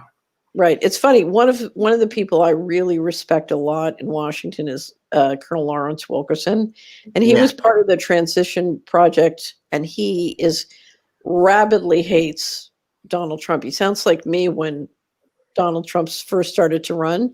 I just couldn't believe anybody would think of having Donald Trump be president. Anyway, but it was funny because Wilkerson was saying something about look at the terrible things this guy has done. And I said, wait a minute, Wilkerson, you were the guy who engineered Powell's speech at the UN where he got us into a $10 trillion war in the Middle East. I mean, come on. Right. And WMD in Iraq. What? WMD in Iraq. Right. And I don't know, Trump is the great thing about what Trump has accomplished is he has put a crack into the official reality, and a lot of light has come through that. And I'm sure the Empire will never forgive him for that. But one of the things that Joseph Farrell said when we were talking on Tuesday is that they despise him because he's a traitor to his own class, that billionaire ruling class. How do you feel about that? Trump was never accepted into that class. Trump was always, it's funny, I told you this. I went back and I got all the documentaries I could on the Scottish clans. Yeah. And I finally realized, oh, Trump is just a Scottish Klansman. Because they were so unbelievably violent. They were just, they were very competitive and fought. They just fought. So, Trump was never part of the, his style was just not, he was never welcomed in. Right. Right. Absolutely. When you see people like John Brennan and James Clapper come out immediately after election night, not even when the results are done, and say we need to remove Trump by the 25th Amendment, patriots, show your patriotism, get your spine up. And we know the kinds of crimes that guys like Clapper and Brennan have been in on, especially Brennan. And knowing Brennan, by the way, is a big one for UFO disclosure, CIA, TTSA style. What's interesting to me is, what are they pulling if they're so confident that they've got Trump out by saying we want him out before January 20th? And why the hysteria and nervousness and doing it everywhere from CNN, MSNBC, and all those junk networks? We see Brennan out there waving this 25th Amendment flag. My guess is you're doing everything you can to make Trump look not presidential. Because remember the thing, if you look at the extent of the election fraud, then if you're Brennan and Clapper, you have to believe in the worst case that the Republicans have a chance of both getting the White House and the Senate. And right. If that happens, you're in real trouble. I mean, you're in real trouble. Yeah. And so you need to make sure that Trump doesn't have the resources or the brand he needs to make the fight in the courts between now and January 20th. So you're going to do everything you can to make him look not presidential. And absolutely. It's a brand game. Yes. And you're going to try. You also know, let's say the courts decide that Biden is the president. Mm-hmm. And so Biden is the president-elect. So today is November 13. This guy's got he's got 67 days to basically, throw you in jail, indict you, bury you. Yeah. Now, one of the things Trump has not done for his presidency, and he's been criticized very strongly, is there's a huge amount of stuff he could declassify. Yes. Okay. No question. And let's say it's decided next week that Biden has won, then Trump's got 60 days to declassify enough stuff to bury Clapper and Brennan forever. Yes. And they want to make sure that he doesn't have the power to do that between now and January 20th. Now, that's what I would do if I was Trump. I would bury everybody. Yeah. I'd have the whole Anthony Weiner laptop up on the internet. Ba-boom. Right. Bring it out. He probably should have earlier. Everyone, you're watching the Dark Journalist Show. We're here with Catherine Austin Fitts. Of course, at Solari.com, you can get the latest Solari report, which is the state of our currencies, which lays out exactly what they're doing with this whole smart cities and rigging up the reset. I just have to put in a plug. I'm going to pick on this wonderful subscriber I was talking with last night. They said, I've really been dreading having to read State of Our Currency because I know it's going to be financial and dry and boring, and I just don't want to read it. It's really beautiful, but it's just like, oh God, do I really have to read this? But I knew I really had to read it because you kept asking me if I read it. And you know something? I could really understand it, and it was really interesting. And really, now I understand what these guys are up to. Yeah. So I'm telling you, I spent a year, it's one of the most painful years of my life, trying to integrate all these different aspects, from the real estate to space to China to the debt to and show you both, the challenge of keeping the dollar going and then the challenge of bringing in this new system. And it's the single best explanation I know of what's really going on. Now, it looks at it from the financial money side, and that's not the only way to look at it. I don't want to detract from the others, but money is a fabulous mapping tool. And if you can understand, the central bankers are driving this train. It's just like Game of Thrones, where the Iron Bank is the ultimate power, right? We got that. They were trying to tell you something in Game of Thrones. So the Iron Bank is running this. I don't know if you've ever seen I said this the other day, I forget what show is. I said, because it's clear Carson's and the Bank of International Settlements is right at the heart of this thing, and they're playing a major, very, very important role. And if you've ever seen their building, what I said Carson's and the board at the BIS need to understand if they're going to have a retail role, they need to get a new building, because it looks like the Iron Bank. It looks like the Iron Bank. And from the time Game of Thrones published it, the BIS needed a new headquarters. You watch. Well, that's great. So if somebody looks out, this is interesting because this comes off the report too, because I was thinking this when I was reading it. If somebody said, you know what, I think they're going into this like lockdown system, and I really want to get away from this, and I have some savings, and how could they translate the things that are going on, and every situation's individual, but what would be their move? Would they figure out which state is the freest and move there and start their life there? Would they get their own property so they could grow their own food? Like, what is the level of individual's action? Here's the challenge. We're looking at a global effort. Right. Okay. And so it is impossible to tell where there are going to be incremental differences globally. Yes. Now, you're always better where there's plenty of food and water and communities of people that you can trust. Yes. Okay. But what I've found is that for each individual person or family, the plan that I would come up with for this family is entirely different than this family. Yes. Okay. And the most important thing for every family is to understand that this is highly uncertain and unpredictable, and you want to be able to rock and roll. Now, the first thing I would do is I would stay as far away from the places where they desire real estate. Okay. So if they're coming to take that land or real estate, that's probably not the best place to be, because as we've seen with the opportunity, check out the opportunity zones. If you're in the middle of an opportunity zone, you might want to think about moving. Including the moon. Yes. Yeah. The far side of the moon. So, well, you saw that in the news trends and stories. I said one of our questions for the last quarter, and it'll be the same in the annual report, the annual wrap up is the moon an opportunity zone? Yeah, right. Remember when I said the 21 trillion part of it's in an endowment?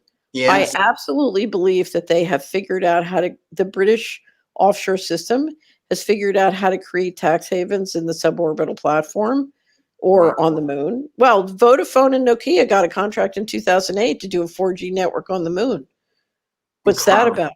Yeah. What's that about? Well, but you can remember, you're talking about one of the biggest challenges ahead is how do we create a legal framework for how we share, certainly the suborbital platform, but the moon and beyond. Big legal. We're about to come out with a new update on our space law study. Yes. Yeah. That's fascinating. Well, you put out the original space report in 2015 when people weren't even really thinking about this. And it's remarkable how ahead of the headlines that's over 5 years ago. Did I ever tell you the FedEx story? Yes, tell me. So I'll tell you the whole thing, because this is how I know I nailed it. I worked so hard on that wrap up because, I've been trying for years to understand the space aspects of governance on planet Earth. Right. And I'd really struggled, and I'd read hundreds of books and talked to many, many people. Anyway, so I'm up in Rhode Island, and I finally get it. And about a week before we publish, I said, okay, I've got it. And I write it up, and I'm so excited. And I sit down the night that I'm ready to record the presentation, and I'm pre-recording. I start, and I'm up on like the 20th floor in this big hotel in Providence, and the drapes are closed. It's this huge, it's like a suite. And I'm into like the fifth sentence, and suddenly, Daniel, there was a noise from right outside the window that was so from another world. You know, Wow. I'm fearless. It scared me down to my tippy toes, and I just froze. And I got up and I threw the blinds back, expecting literally to see like a black helicopter or a spaceship. And Right. there was nothing there, which was even more frightening. Wow. And anyway, so I won't bore you with the rest, but finally I go home, I drive back to Tennessee, I write the whole thing up. We get the graphic designers and everyone, and we finally get it done. And we take it to the printer in California. And the guy who's doing the project management on the magazine, he calls me, said, "You're not going to believe this." I said, "What happened?" He said, the the printing machine stopped and they can't figure out what's wrong. It just stopped. And so we can't print the magazine. And Xerox is having to fly a technician out from Connecticut because no one can figure out what's the matter. Huh. So they come out and no one can fix it. They have no idea what's wrong with it. So Xerox sends another machine. So now we've waited 4 weeks to get it printed. So finally the new print machine comes, they print it for 4 week delay. And so I say to our graphic designer, "Look, we're so far behind. Can you just FedEx me 50 copies to get out, quickly as advance copies to people like you?" So he puts 50 in a FedEx box, and then he puts the rest, the rest gets shipped by pallets. Okay. 19 days later, the FedEx box never gets there. Oh. 19 days later, the FedEx box shows up back at his door with 34 copies gone. Wow. And he said, "You don't understand this in my entire career, I've never seen anything like this. This can't happen." And I said, "Well, it's a compliment. At least this time they wanted physical copies. The digital wasn't good enough." Then the remaining load come on pallets to UPS, and UPS in Jackson refuses to give them to us. Weird. And they refuse to drive them out. They said, "We think it's going to snow and we can't drive them out." So I sent the head of operations with her husband in a pickup truck to go get them. And they refused to give them to her. She called me and said, "What do you do?" I said, "Just tell me you're about to call the sheriff. Call the sheriff." And, we literally had to threaten calling the sheriff to get them out. Unbelievable. It was unbelievable. And that's when I knew, Yeah. Daniel, okay, I figured it out. I nailed it. And When you touch the train tracks, those types of things happen. right. So yeah, we call it the third rail. When you touch the third rail. Right. So, and it was fun because it was funny because I sent it to one ally, and I said, "What did you think?" And he said, "I was pretty upset reading it." I said, "Why would you be upset? I mean, you've listened to Coast for, since Art Bell started it." And he said, "Well, it's one thing to hear it in an entertainment venue. It's another thing to face that it's really true and it's driving your stock portfolio." Because my whole effort was, how do I integrate this with the financial side? I've told you my favorite comment of the guy who used to trade in the city of London. He showed up at a lunch we had in Amsterdam, this fabulously handsome Brit. And I said, "How'd you get connected to Solari?" And he said, "Well, I used to trade in the city of London and I could never figure out how the mining stocks and the elevator companies made so much money. And then I read Space Here We Go and I realized, they were building the underground bases." Yeah, nice. Yeah. There's a whole invisible infrastructure there, and this is the thing. What's fascinating to me is in relation to the UFO file part, because you've been able to open up a whole new dialogue about that way before any of the junk New York Times stuff.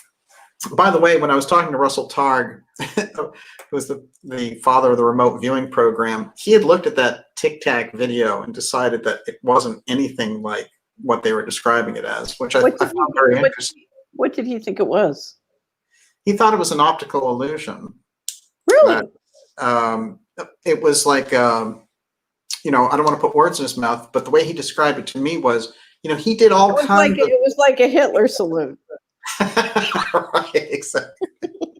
And he's done all kinds of research and testing about things in space and in flight and where they are based on where you are in a plane and looking at them. So he knows about these types of radar things. And he said, radar, he said, you're not even looking at a camera read. That's actually a radar read. That they blow up as this Tic Tac thing. Complete junk, and the whole UFO world bought it. But this is interesting to me because you opened up on this subject in venues where people didn't talk about it, like especially in the business world. You didn't hear anything about UFOs. So you opened up this whole vista and you started to report on it. And it's almost like, again, being ahead of that curve, the mainstream media starts talking about it, but it's a threat. And then they get Marco Rubio, and he's in on it. And then you get Chris Mellon from the Mellon banking family, who used to work for W. So these people get involved. What is it that these people are doing around the UFO file? Why is Marco Rubio talking about UFO threats? I have no idea. I mean, I think I can't speak to any one of those, but I think the system is always trying to affirm its credibility. Yes. So if the audience decides, okay, there's no intelligence to be gathered from the corporate media, we're going to leave and go to independent media, then you need to dangle out some modified hangouts to bring them back. Okay. So I think part of what we're watching is a competition between the corporate media to affirm their credibility and the independent media that's just leaving. Right. Right. And so now part of this is a bifurcation between the cult and the people interested in the truth. But as much as they can make it socially acceptable to come back in to, because there's still a lot of people who don't want to just belong to a basically mind-controlled cult. Yeah. So you need the patina of science, you need the patina of facts, you need the patina of all those things. So I'm assuming they're just trying to buy the audience back. Absolutely. Absolutely. That makes a lot of sense. And when we think about Trump in this regard, he did a lot of things, including creating the Space Force, which had not been done and is a whole new branch of the armed services. We know from his background with his uncle being deeply, deeply involved in technology and, Tesla, and that he was the protege of Vannevar Bush, who, according to Robert Sarbarker, who was a major physicist at the time, said, Vannevar Bush ran the UFO file. Right. So we have John Trump as Vannevar Bush's protege, and then knowing about the X technology, he becomes and close with Trump, not some distant relative, but actually somebody who he hung out with and spent time with.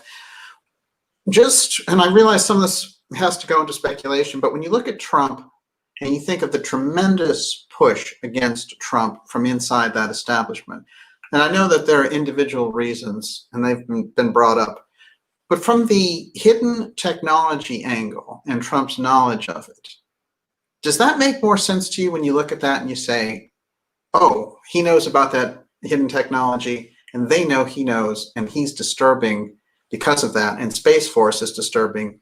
We really need to get rid of this guy. I don't know. I look at Space Force a little bit differently, because if I was the president of the United States, I would have done Space Force.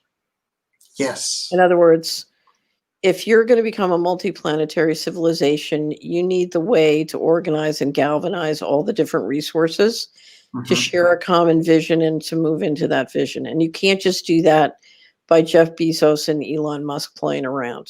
Not to say that they don't, so you can't do it all private. It's got to be official.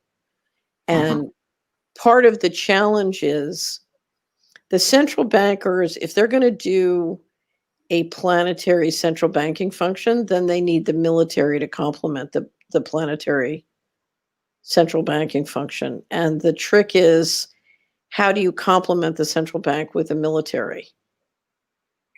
Right. How are you going to align those two? Okay. And there's no doubt that the Space Force, if you're Mattis and you're the Secretary of Defense and the defense establishment, the last thing you want to do is reorganize, because reorganizing in Washington is a very expensive, painful process. So the establishment had hundreds of thousands of good reasons to not do Space Force. I absolutely sympathize with their resistance. At the same time, if you're Trump, you've got to have a vision that galvanizes and organizes people together. And so it's worth it in the short run to take the pain to do Space Force for the long run. So Trump did the right thing. And I think there's enough sense in the establishment to know he did the right thing. And it may have been they used Trump to get the right thing done because they know how painful it is. So they used Trump to get the corporate taxes done. They used Trump to get the military refunded. They got Trump to do the Space Force. Now, they may prefer to have Space Force someplace else, so it complements with the central bank function. That's, so the question is, he was renationalizing, and that's what they didn't want. But if they succeed with what they're up to, they can always move that elsewhere. So I think from what I see, the establishment used Trump to get a whole series of strategic things done, including bringing down the U.S. government. He got the clouds in place. So I think Trump served them well in terms of the important things they wanted to get done. Absolutely. And it's interesting because there were ways to maneuver with him there, like you're saying, put him to these tasks and let him think, oh, he's launching Space Force, while all the time just using him as kind of a figurehead for these things. Well, I think Trump, the challenge Trump had was you have an enormous political class who have not touched base with reality for decades. Mm-hmm. And Trump made the mistake of introducing mathematics into their midst in a very painful way. So, he canceled the contract for the new Air Force One because he said, we don't need $4 billion for a plane. Something's wrong here. Trump could count. And he kept trying to, so when COVID-19 came along, he said, this is a hoax. Now, look at how the pushback he got, even though he was right. Yes. Right. So, not to say that there hasn't been real, that hypoxia is not killing people. It is. But, Sure. So there's definitely pathogens bopping around here and killing people. Mm-hmm. But, but he's right. It's a hoax. It's not a pandemic. The only pandemic we have right now is fear and mind control. Yes. And it's funny. I have some wonderful subscribers who are healthcare, they're doctors or nurses. Mm-hmm. And what I keep hearing from them is fear is harming more people's health and killing more people than anything else. I mean, heart disease is still by far and away the number one killer. And, people are dying of a broken heart. People are dying of the destruction of their businesses and income. People are dying of fear. I mean, that's what's frightening to watch is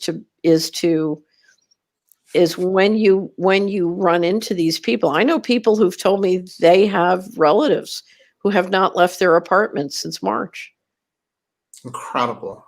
Right. And they're terrified. They think they're going to die.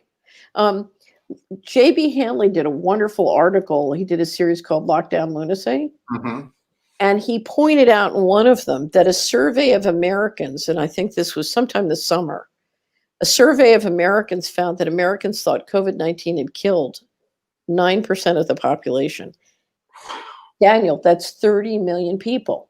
Right after J.B. Hanley published, this was Lockdown Lunacy 3.0, the CDC came out and revised their numbers to, I think it was 9,583 deaths from COVID-19 only.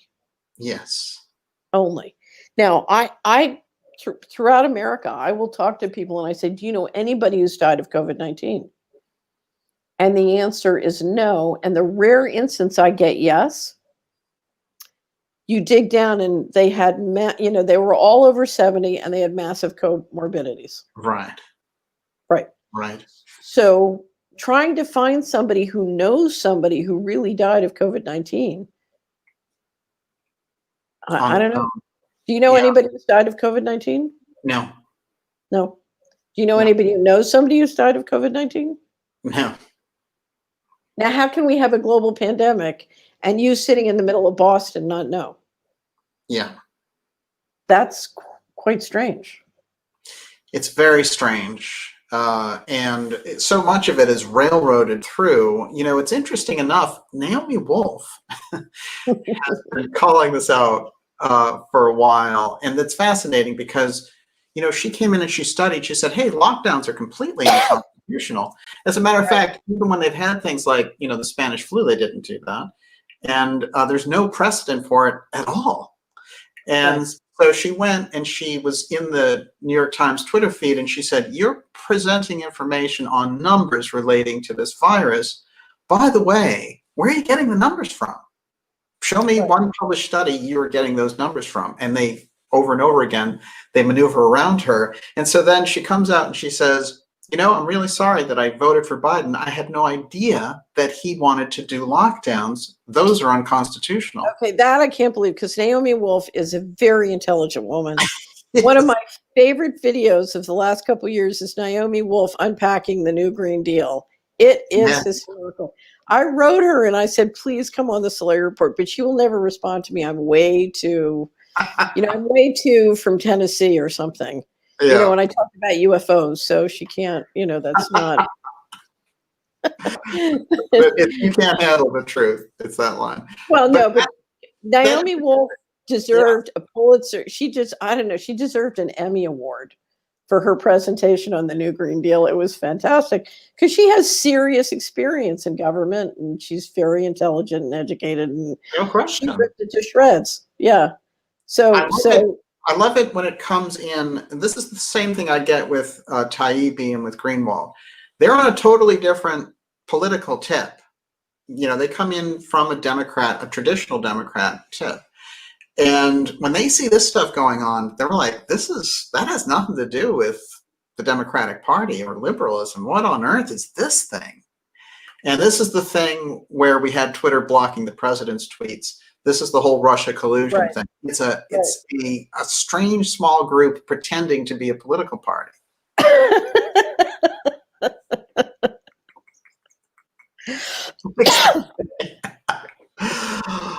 I mean, it's quite interesting.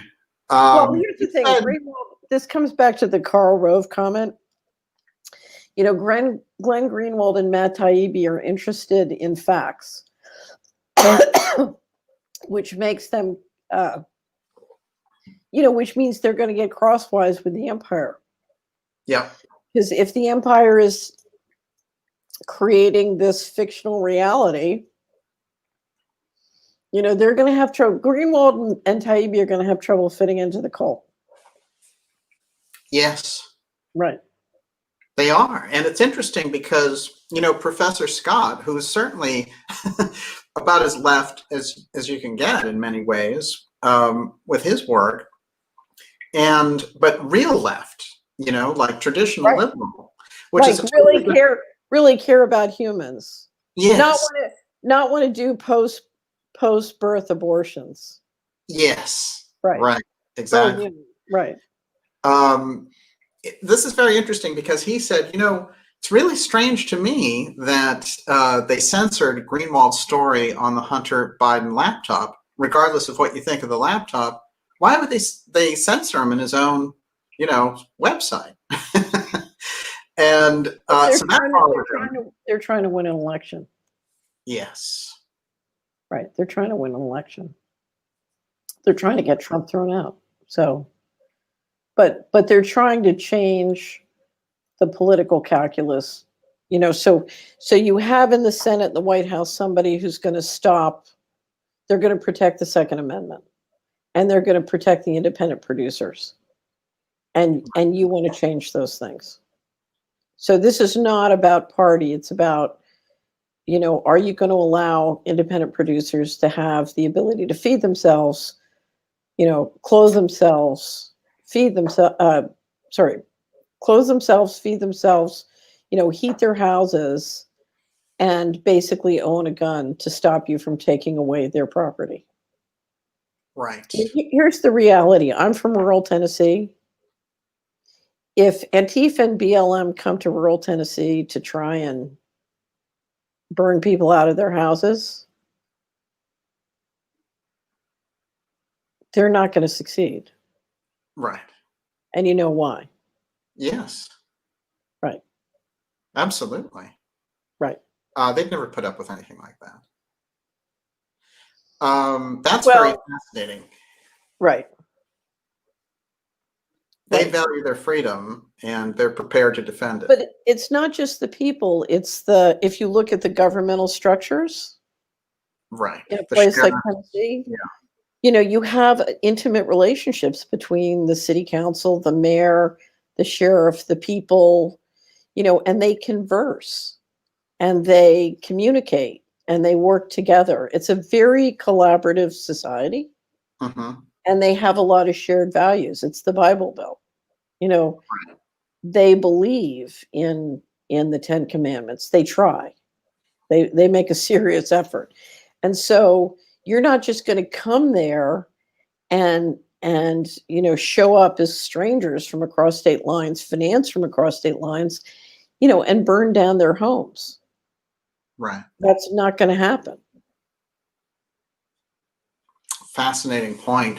When we look at this period of the election being up in the air and Trump trying to force these recounts in different places and the media saying, oh, it's all over and we have a president-elect and we have Biden standing at a podium and it says president-elect, office of president-elect. There is no office of president-elect, interestingly enough. But what I find interesting is when we look out at that, what is the most dangerous thing in your view for this period post-election where they're still working out the election? Here is the number one most dangerous thing. John Rappaport said it best. He said, hopelessness is an op and it's planet-wide. Okay. Yes. The whole goal of all of this stuff is to basically communicate to you, look, Daniel, it's hopeless. They have complete control and you must go along and obey. You can't fight City Hall. This is it. The nothing is on the move. It's like the never. There's nothing you can do. I heard this for years during the litigation. There's nothing you can do. It's entirely hopeless. Just give up, lie down, go off into the woods and read for the rest of your life because there is nothing you can do. Right? And first of all, it's not hopeless. But the second thing is, I keep saying this again and again. I'm going to pound the table. Death is not the worst thing that can happen. Do not be afraid. Okay? You have no reason to fear death. I realize it's inconvenient, particularly if somebody is depending on your cash flows. But death is not the worst thing that can happen. Spoken like a true investment advisor. Right. Slavery is the worst thing that can happen. Yes. So, get out of fear. It's not hopeless. If it was hopeless, they wouldn't be trying to persuade you that it was hopeless. Good point. Excellent point. Right. That they're still putting out the narrative. Yeah. Yeah. It's just like, I hate to say this. You and I first met and bonded around They Live, right? Yes.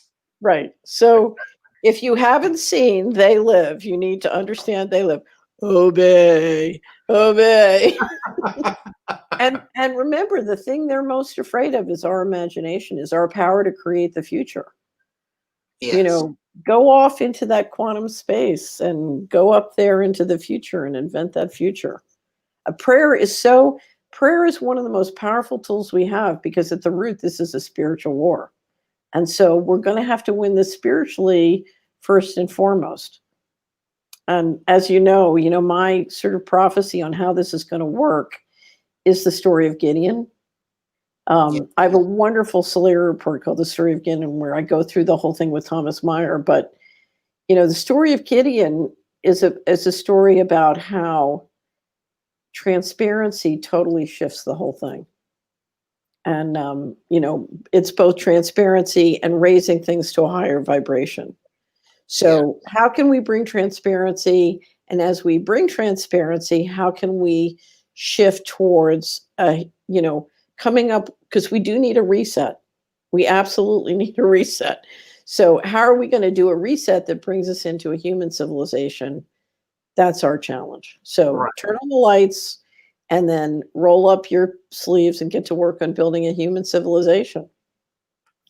And as many of the leaders as we can bring along to do that, as far as I'm concerned, truth and reconciliation, everybody's welcome. Let's reinvest the 21 trillion over here and get to a human civilization. Absolutely. And you are making the point really that there's their global reset and we need to be clear about ours. Right. It's funny. I just watched Schwab. Oh, yeah, Klaus Schwab. Please tell me that Schwab is like a drone. He can't really be for real.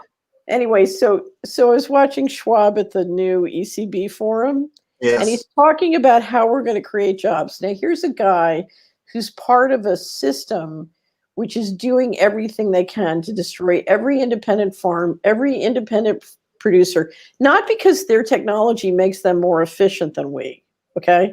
But because they can engineer the federal credit mechanism to engage in criminal ways to destroy, So they're using taxpayer resources to destroy highly efficient, effective, independent. So they're destroying millions of jobs all over the world, millions of jobs. And he's sitting up there talking about how this green reset, the green agenda is going to create jobs.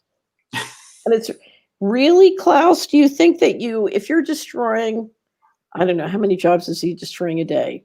100,000, million, 10,000? Because now we're talking global.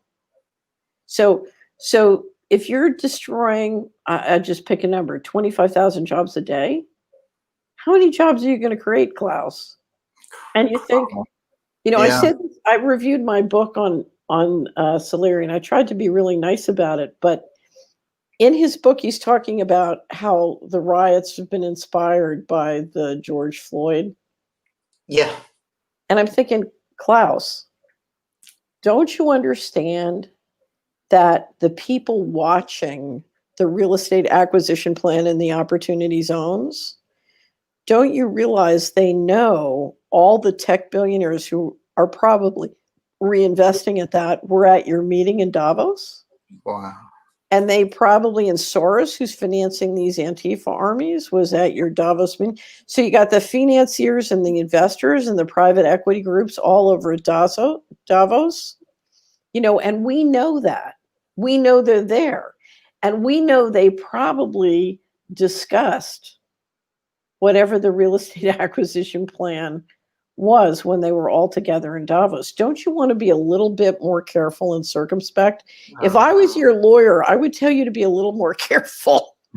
Think about it, right? Think about it.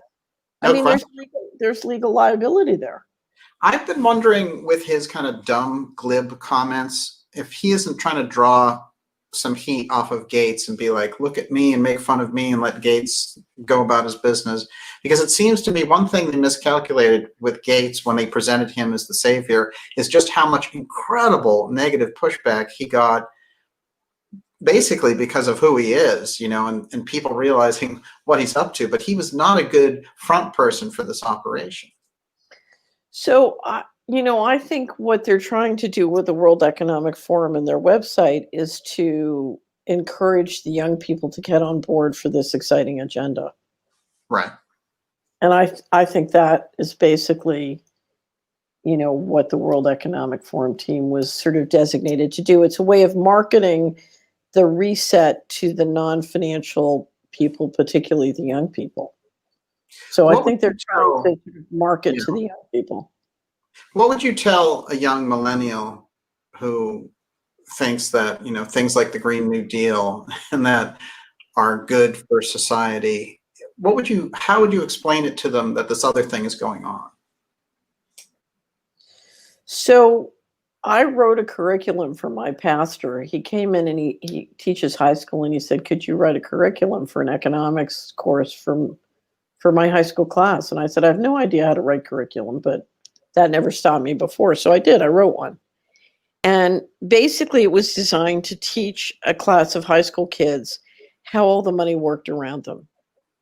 So to start with their town and their county and to learn how the money worked around them. It's up, if you just do a search for Economics 101 at Solari, it's in the library, it's not in the homepage. Right. And basically, what I would tell a young millennial to do is, first of all, sit down. Mathematics is as a wonderful tool, and learn how the money works around you in your town, in your county, but do it in a way that looks for opportunities for you and your friends. Because there are tremendous opportunities if you take the time. It's a learning journey. It takes time. It's work. Right. But you can do it, especially now because the millennials are very tech savvy, and there's lots of low cost GIS software. You can map your place. You can use all these tools to help you. And what I would say to him is, once you've mastered your local area, what you need to know is the planet's a body and your community is a molecule. Right. And if you can understand one molecule, it's pretty easy to scale up and understand the whole planet. You know? But what I would do is I would use mapping the money and resources as a tool to help you navigate your reality, so that you don't get, the first thing you got to do is you got to turn off your TV, and do as much as you can to get away from the mind control, because right now the war is for your mind. And if you don't own and control your own mind, you're going to get lost in the trance. You're going to get lost in the cult. You're going to get tricked. And the greatest tool I know to stay out of the cult is math.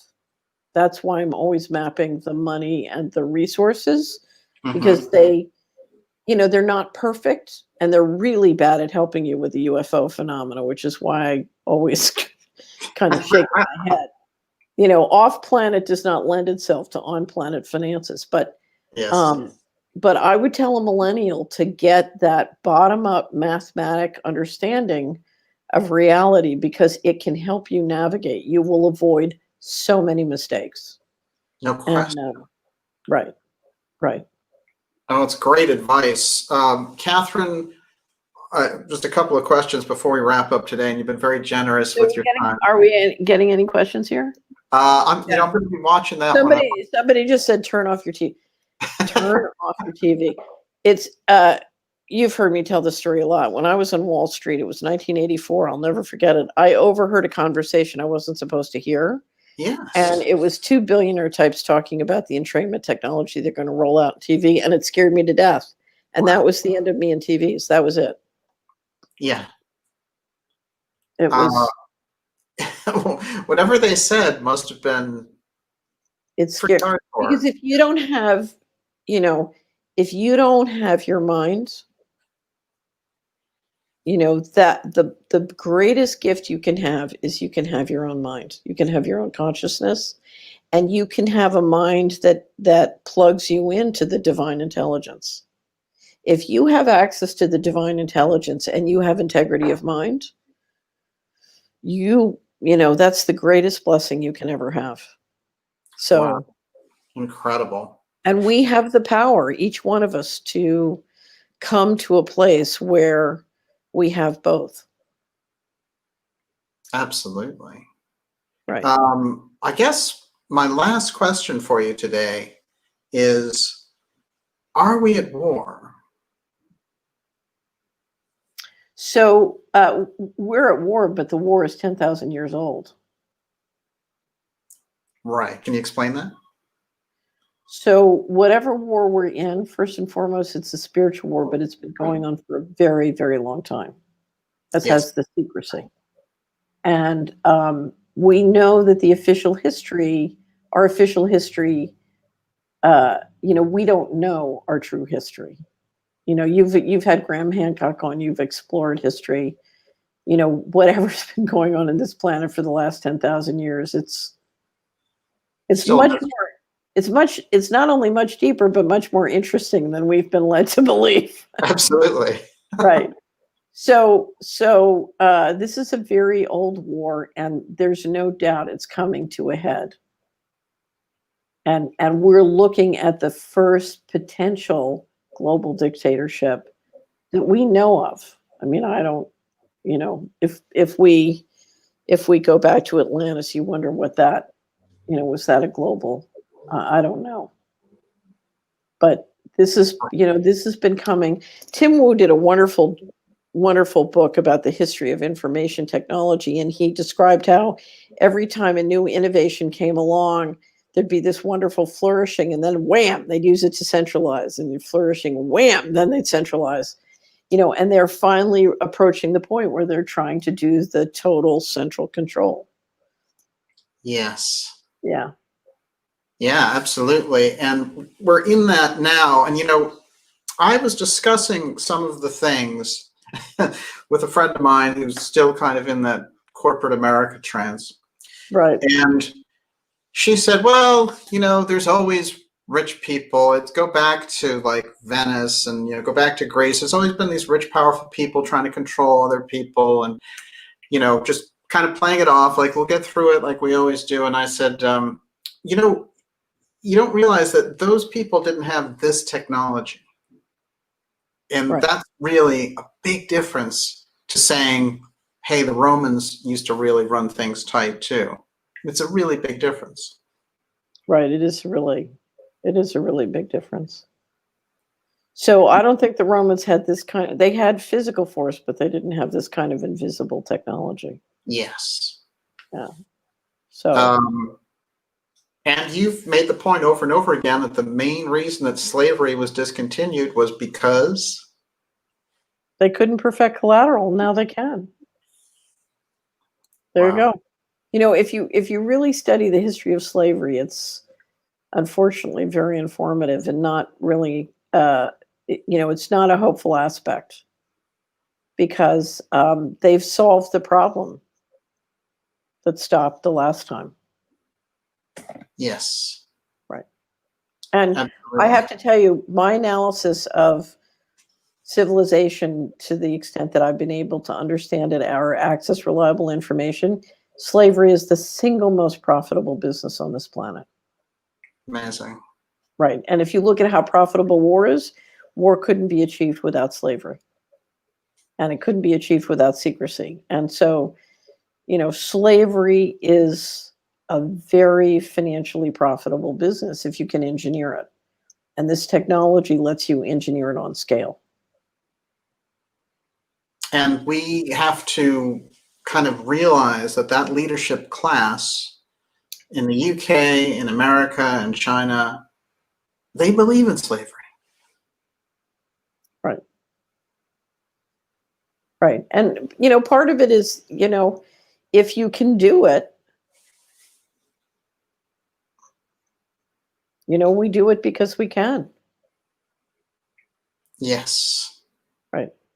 I mean, look at your friend. She's saying, oh, well, okay, this is all acceptable. Yes. Right. Yeah, and I think we all have a friend who's like this, who is a great person, but is stuck in that loop where they almost lean outside of it, but they're so comfortable with the track that they're on that they don't want to get off of that. Well, I see this over and over again. Let me ask you a question. Let's go back to They Live. If we could turn off the transmitter, would they change their mind? Yes. I think if we could turn off the transmitter, they'd change their mind. Right. So how do we find the transmitter? How do we find it and turn it off? There was one.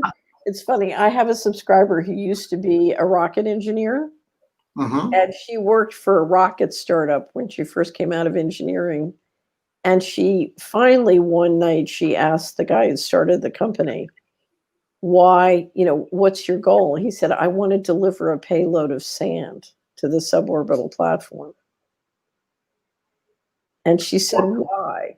And he wouldn't answer the question. I know why. So that it would become an inhospitable environment for satellites. Oh, interesting. Right. So the control grid could not go into place. He was a freedom fighter. You know, it's amazing when you go back and you look into the history of people looking at this and kind of the early versions of WikiLeaks, you know, like the Torbit document or Mae Brussel and those types of people. They all understood that the space technology grid was part of it. They didn't have the details that we have now, but they knew that space was going to be majorly a piece of this because of the amount of secrecy around it. Right. Right. Phenomenal. Well, you know, the question always is that you have to ask yourself what killed Kennedy? You know, was he killed because he didn't want the Israelis to have a nuclear arsenal? Was he killed because he wanted the central bank, he wanted Treasury to be able to issue the currency? Was he killed because he wanted to stop the Vietnam War? Or was he killed because those 3 and 20 other things basically pissed off everybody? And it's amazing, you know, we're coming up. Off everybody on the third rail. Right. Right. Oh, the other one was he told Dulles. Well, he fired Dulles, but before he fired Dulles, he told Dulles he didn't want taxpayer money financing the sex slaves. Right. And you know that got him in huge trouble. Yeah, right. Well, it's amazing with Kennedy because the 57th anniversary of his assassination is coming up, and here we are. Trump still hasn't let the documents out. Exactly. This is something he could do, which would completely embarrass the CIA and open that whole system up. He has the key. Right. Right. Right. Interestingly enough, and you know his supporters, the millions and millions of them, who really look like delivered a very hefty victory, even though it's been tampered with. Those supporters believe that Trump is the person who will come forward and do something like that. He's come up to that precipice, and he has shown a lot of courage in different ways, but he hasn't ever gone over that edge. Because, you know, I've always told you this, the Secret Service guns turn outward and they turn inward. Yeah. So remember when we've seen the motor on his helicopter, his family helicopter go with his kids and grandkids in it? Yeah. Yeah. So, you know, you're in a position, but your powers are scripted. He got rid of the Secret Service agent associated with that trip. Yeah, I would. Yeah. Yeah, somebody needed to pay for that one. No question. Yeah. Absolutely. What's interesting about what you just brought up there, though, if we look at Trump and his position in all this now, where do you see him going in this? Do you think he will move to do these things because he can now and he realizes the system has taken a victory away from him? I don't know. Potentially? I don't know. You know, so Brennan, so let's say that Trump is not successful in the courts. Right. And so the states certify Biden and not Trump. At that point, he can do a lot before January 20th or not. And I don't think Brennan and Clapper can stop him from doing, you know, whatever it is he wants to do. Right. I think that he will be more scripted because when he comes out, he runs the risk of having to spend the rest of his fortune and the rest of his life fighting all sorts of civil and criminal litigation. And so the question is, will Trump make a deal? And will he be able to make a deal? I don't know. So it's going to come down to what does he think he can do without putting his family at risk? And then what does he want to do given the deals he can make on coming out? You know, and they may just be scorched earth. They just may decide they've got to make an example of Trump, you know, in front of everybody. So, and a lot of it will be determined what do they want to do with Trump, but how do they pull the country apart? So they may have a role for Trump post administration in helping to pull the country apart. So they help him start a media empire, and he proceeds to help pull the country apart. Who knows? I think it's the thing to understand about what's going on is that we have never in my life have I seen things as fluid. When the central bankers go into the invention room to reinvent something, I mean, to do something on this scale, we are living in a world of complete uncertainty. And you have a lot of different factions. The process is very organic, and they're making it up as they go. And there's one thing we're all going to have to do. We're going to have to get good at scenario planning, and we're going to have to be good at uncertainty. And if anybody tries to give you uncertainty, one of the greatest ways to defraud people is to offer them certainty. Oh, this is going to happen. And if you just buy this, you'll be okay when that happens. Don't believe it. Right. One of the problems I try and impress on people when they say, okay, I want to leave California, I want to go to a state that has more vaccine exemptions and where it's safer and blah, blah, blah, blah.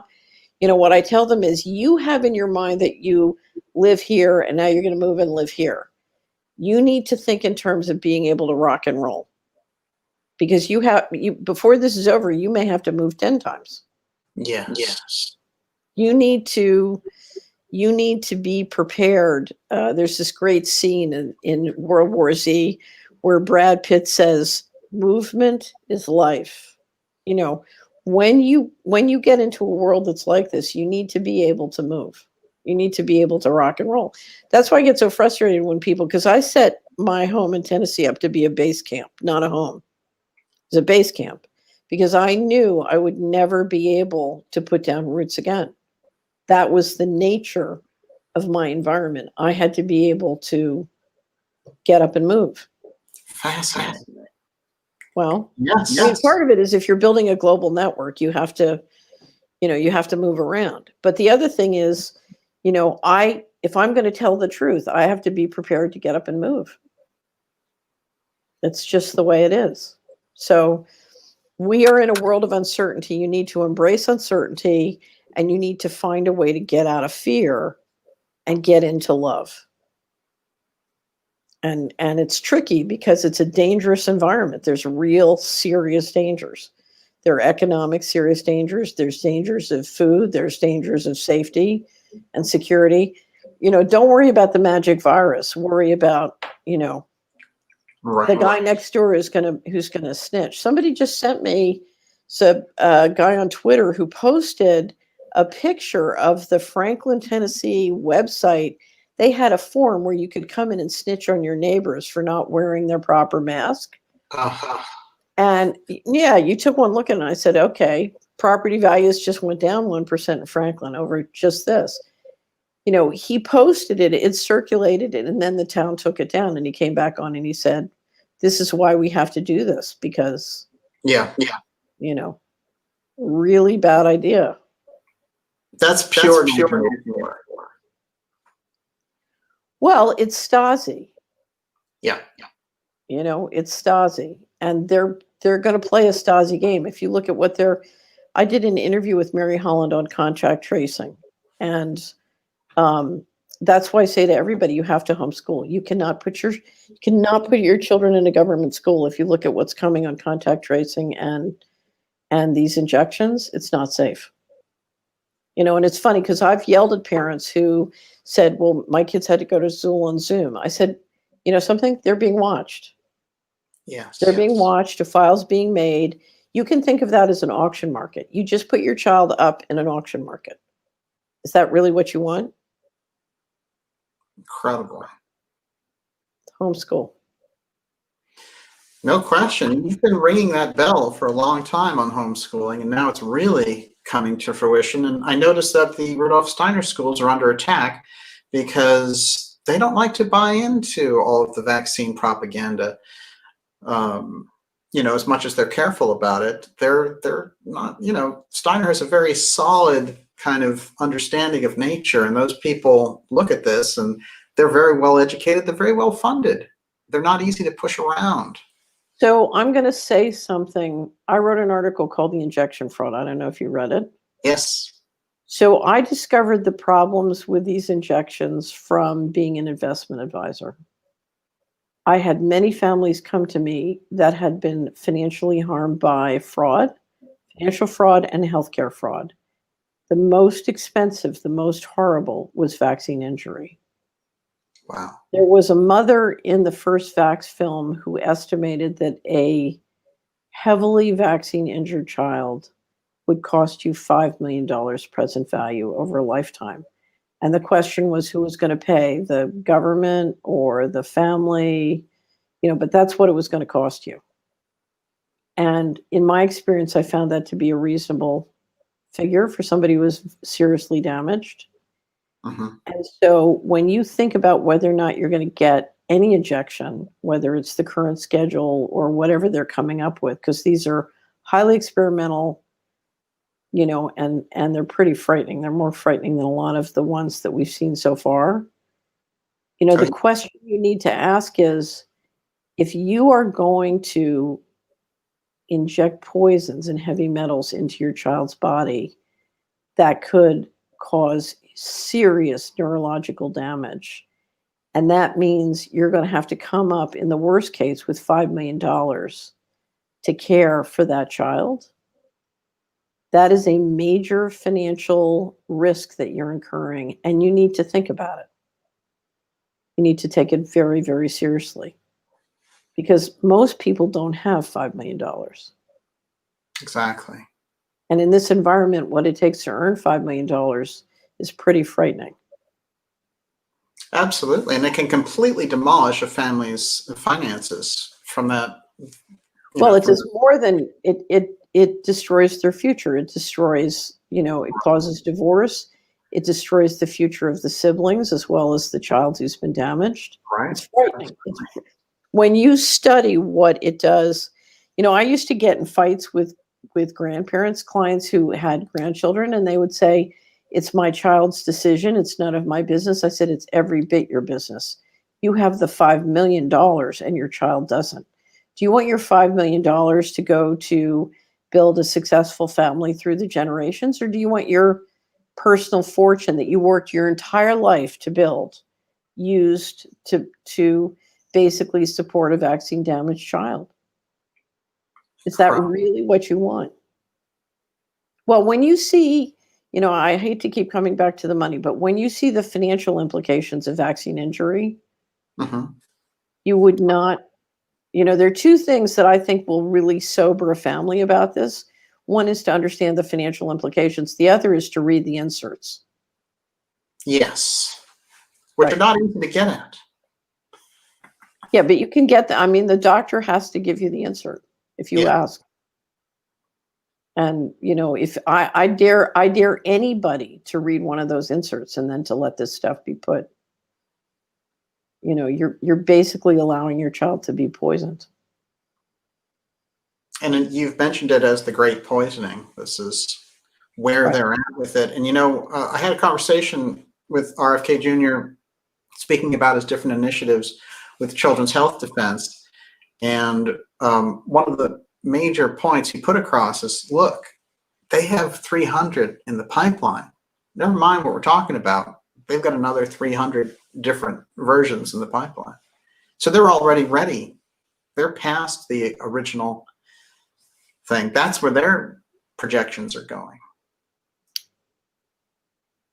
Here's the thing. You've got this treadmill that's addicted to making money from sticking poisons into people's bodies. And I don't know what the strategic goal is. I believe that the guys at the top, they truly want transhumanism. They're trying to figure out how to install an operating system in a human body that can hook you up to the cloud. Right. And do all the various things they want to do. I mean, they've got people on this side and robots on this side, and they're just trying to figure out all the combinations and which works best for what and how many they want. I mean, it really is a livestock management approach at the very top.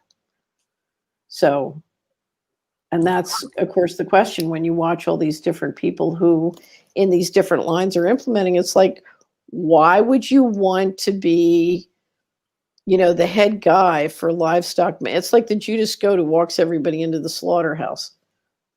Why would you want to be the Judas Goat? Why are you doing this? Yeah. Well, it's like Mengele 2.0, really high-tech version. Anything I don't know. goes. This has always been the baffling mystery for me, and this is what I tried to write about in the William Diefendorfer article.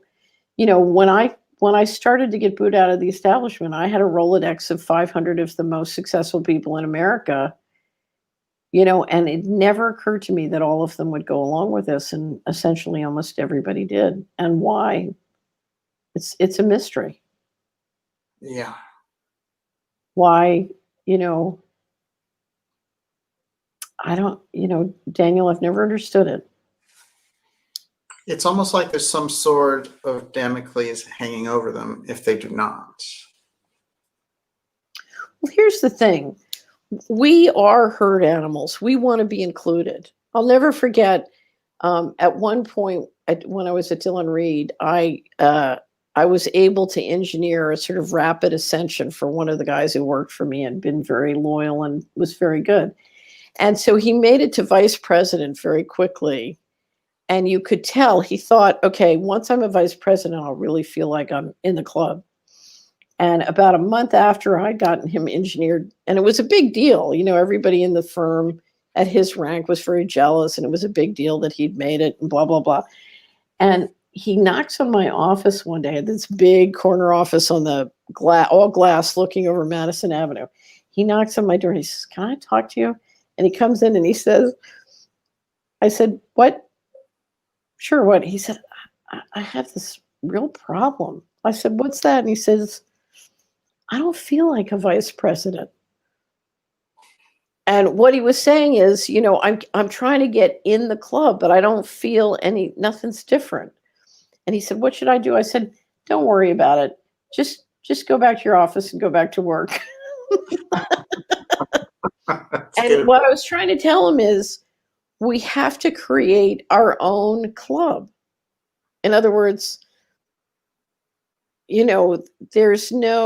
everybody's trying to get in the club and in the center of the circle, and in the room. There's this great song in Hamilton, the room where it happens. I want to be in the room where it happens. Everybody wants to be in the room where it happens. And they don't seem to understand that, that's something you have to create yourself. Right. I'm the inventor of my own club. That's why in the Solari report, I keep saying, don't ask if there's a conspiracy. If you're not in one, you need to start one.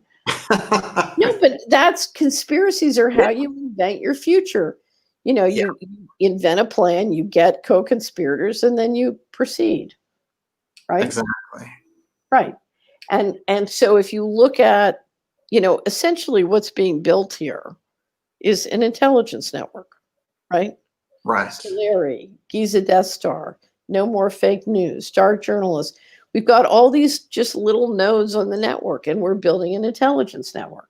Exactly. So we're online with everybody, and we're trying to figure out what in the heck is going on. And the reality is we're not all sure, but we each bring our jigsaw puzzle pieces, and we put them down and we play around with them, and, and we get more intelligent. That's what we're doing. So it's an intelligence network for us. And the intelligence part is the key.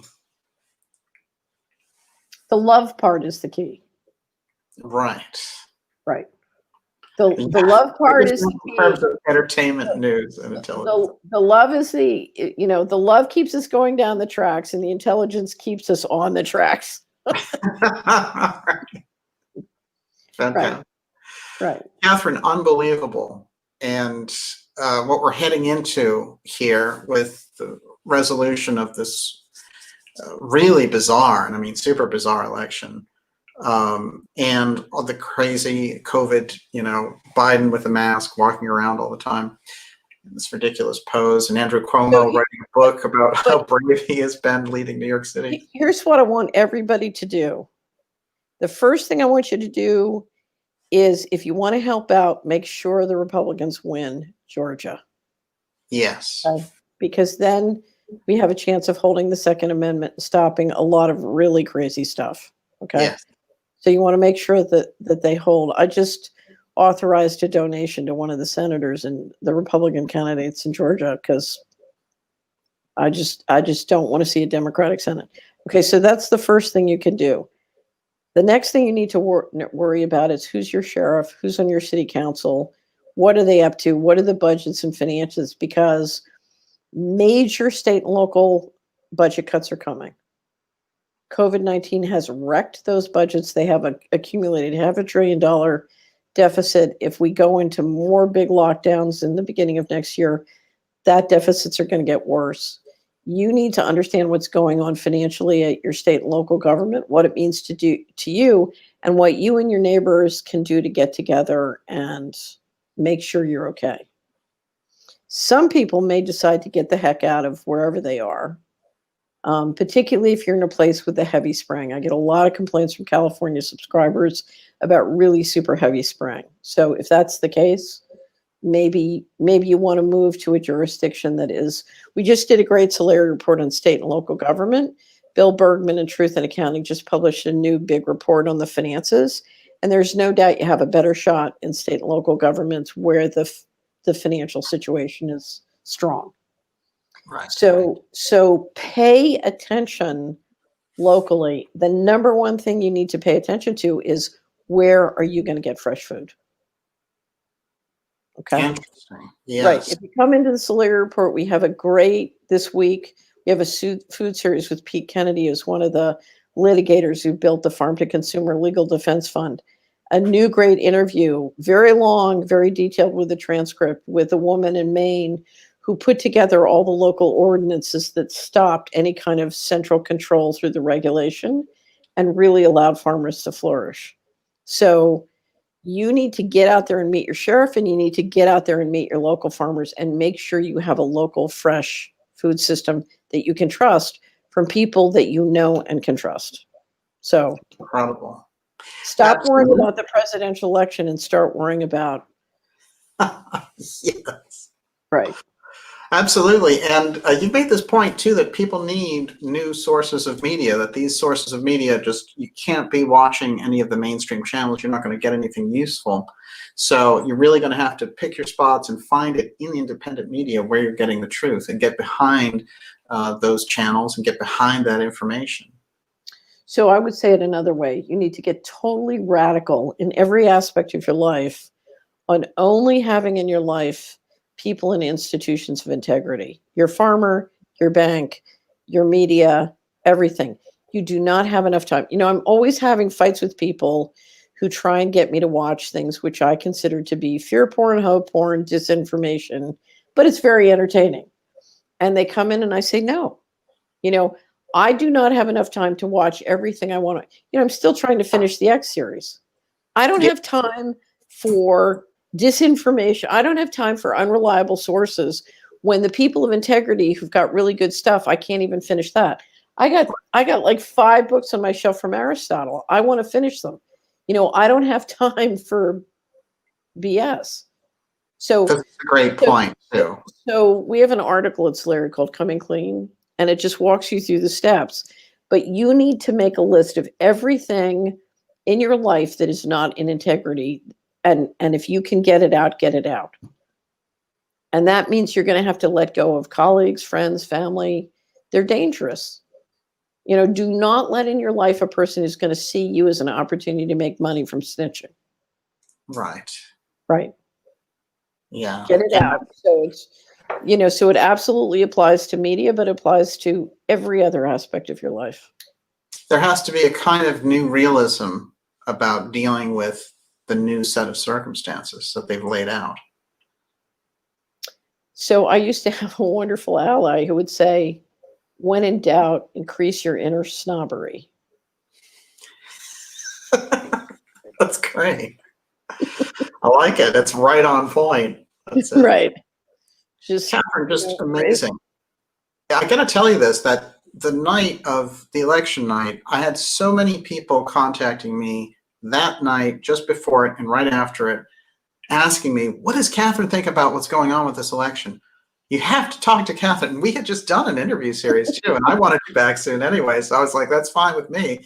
But the stack of email from that, I mean, they really needed to hear this today. And so I'm so glad that you were able to be here and do this, because it's crucial. And I feel like there's a big interface going on here about which way we're going to go, especially in America, but certainly the world.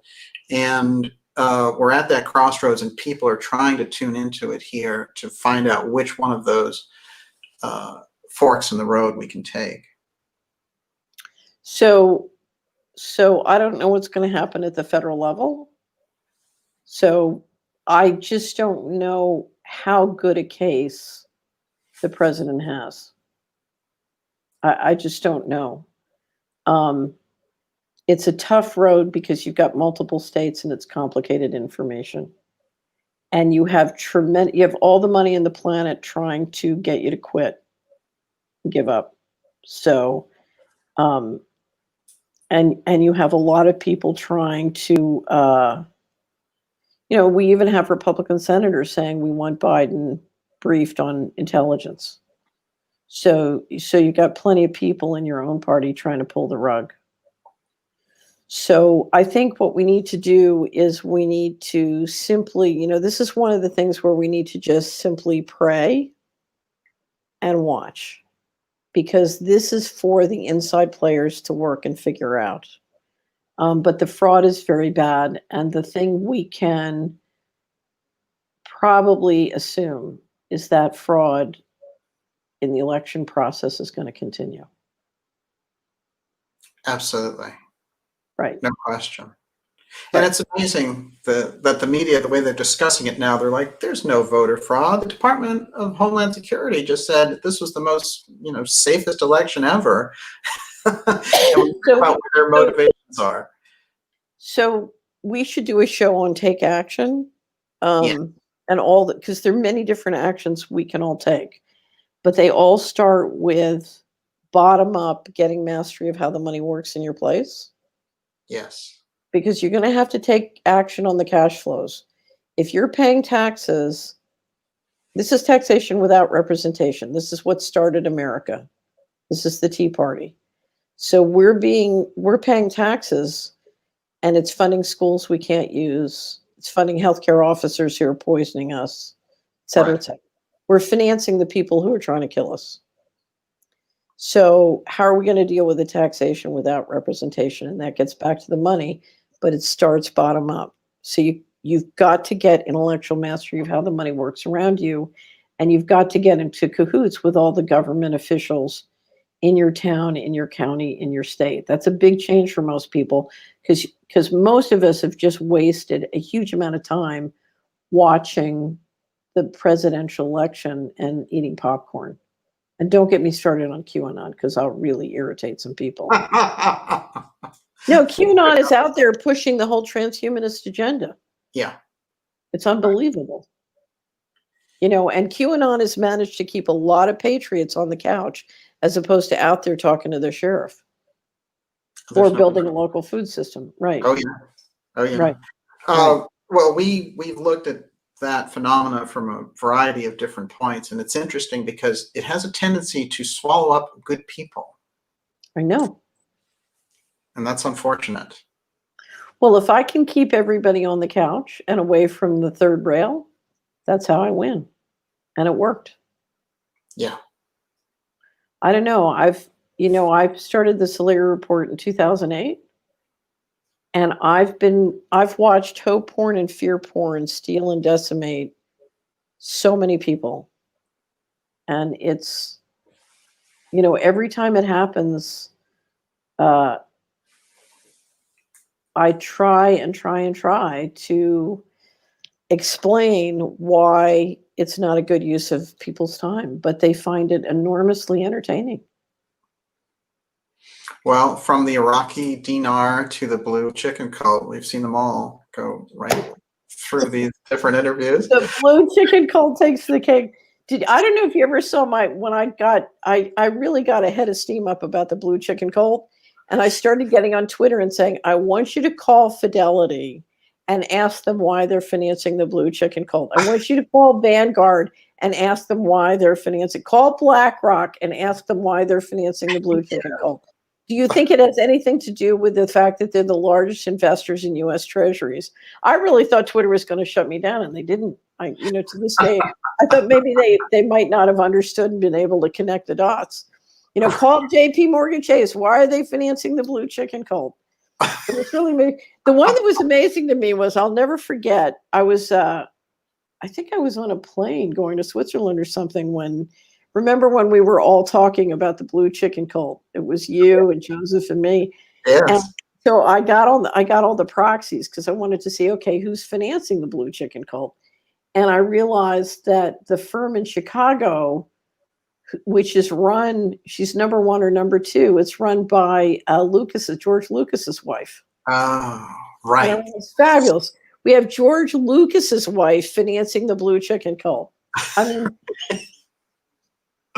wow. Wow. Incredible. I know. I was like, whoa. My favorite thing that they ever did was they circulated this picture of a really butch Air Force guy, and they were like, dark journalist is in the Air Force. He's a secret Air Force agent. And they had this guy, his shoulders were like twice as big as I am. And I was like, this is really interesting that they're doing this. This is a new one. But yeah, it is interesting. After the 2014 secret space program, there was an amazing energy that came together around that. And the serious research was beginning to really flow. And then the blue chicken cult came in and took it all away. It worked. They cocked it. Yeah. And it worked. It absolutely worked. It absolutely worked. They tried to buy Farrell. That didn't work. And they sent some guy from the Navy after me. He went after Farrell too. That didn't work. Yeah, right. Right. It was, that is interesting, though, because when you really think about the secret space program research from the conference that we did in 2015, those people, yourself, Farrell, Linda Howe, Jim Mars was there for that. This is, it's a totally different kind of brain trust, insight, wide angle lens to look at these things through. They far prefer on the secrecy side to have like a contact in the desert woo-woo fest thing going on. Yeah, but you're trying to move it out of intelligence and into entertainment. Yes. That's always their tactic. The blue chicken cult was designed to take all that energy and move it out of intelligence into entertainment. And again, I have no objection to entertainment. I love entertainment. Yes. It's not a problem. But, there's nothing I love more than watching Matt Damon, walk around on Mars and, in the movie. But they always try and do that, is move it out of intelligence and into entertainment. No question about it. And the inner Earth princesses were just waiting to give the intel to the blue chicken cult. It's good thing they got it. They saved the world from the Dracos, don't you know? Oh, God. Cabal arrests are right around the corner. Catherine, it's great to see you. You have been incredibly generous with all of us, and I can't even believe what a gift it is to have you here today. I know, you and I have been talking for 4 hours and 29 minutes. Do you realize that? And we've only just got started. Look at us go. I know. The new Solari report is State of Our Currencies. This lays out the vision. They can get that. Anyone can get that by going to Solari.com. And you can become a member of Solari when you're there and get access. I should say, that's out in a hard copy. We're just going to the printer with the second quarter 2020 wrap up, which is the injection fraud. And we just published Visions of Freedom. Those will be coming out in hard copy before the end of the year. And there's more, I'm grappling now. Are you ready for this? I did Deep State Tactics in 12 sections. Yes. And I'm grappling with how I'm going to produce that in a magazine form. Fantastic. I finally decided, I think what I'm going to do is make the whole annual wrap up, the whole Deep State wrap up, a PDF, but then just take the Deep State and instead of cutting it way down the transcripts in combination, are 650 pages. So I think what we're just going to do is we're just going to make a book, because it was wild. It was just me walking through all the tactics. And it turned out to be so much more useful to the subscribers. A lot of them are dealing with these tactics, but they don't realize that it's really engineered and intentional. And of course, now with the COVID cult, it's just going on steroids. Oh, forget it. This is the book that I want, because those things all together, I've seen so many of those tactics. And, I'm going to ask you to mention this, which is that strange, when you were traveling and you had this weird photographer showing up, that's a very interesting. Well, that happens. That hasn't. I think you're talking about when it happened in Trento. Yes. Because I decided to take a picture of him and publish it right away. And I didn't get the picture fast enough, but I got a stock photograph that looked remarkably like him. And I wrote an article. I published an article about him because he was not very subtle. And then, the next day, so I did that, and somebody clearly got irritated, because the next day I'm walking, we are walking through the middle of, no, it was Verona. It was Verona. So we're walking through the middle of Verona, and we're on our way to the cathedral for the organ concert, and the phone rings, and it's my banker from National Bank of Malvern, and she says, "I know it wasn't you who just charged $500 at Paris Disney World, because they know me and they know that's not me." And I said, "You're right. I didn't. Shut the card down and send me a new one." Wow. So they got me back. So that night I got to the hotel and I wrote that one up and published it. Wow. And it was. Well, people need to understand that contracting world, because it's interesting, because contractors are kind of like freelancers for the intelligence agencies. So you don't even need to be dealing with the frontline CIA guys. They're just these contractors. I'm sure this guy was a local guy who just does odd jobs. Yeah. And I'm sure he wasn't working for the CIA. He would be working for a subcontractor who's working for another contractor. So there's like 4 degrees of separation between him and the agency or whoever it was. It was it's interesting with you, because you've stood face to face with James Woolsey, the CIA director. You understand all the different levels. Here's what's really funny, because this happened to me in Denmark in March 2019. That was hysterical. But all my friends who've sort of been with me when that happens, they can't believe it. They're like, "Oh my God, we're being followed." And, it's like spy world. And, and they find it very fun. It's like, whoa, let's have some fun with this. And, I've had a couple of friends who turn around and go approach the people who are following us, and they feel like, "Oh, wow, we're in an I Spy movie," because it's never happened to them before. So they say, "Oh, we love hanging around with Catherine because then we can play I Spy." It's like the new status. "Oh, we were followed."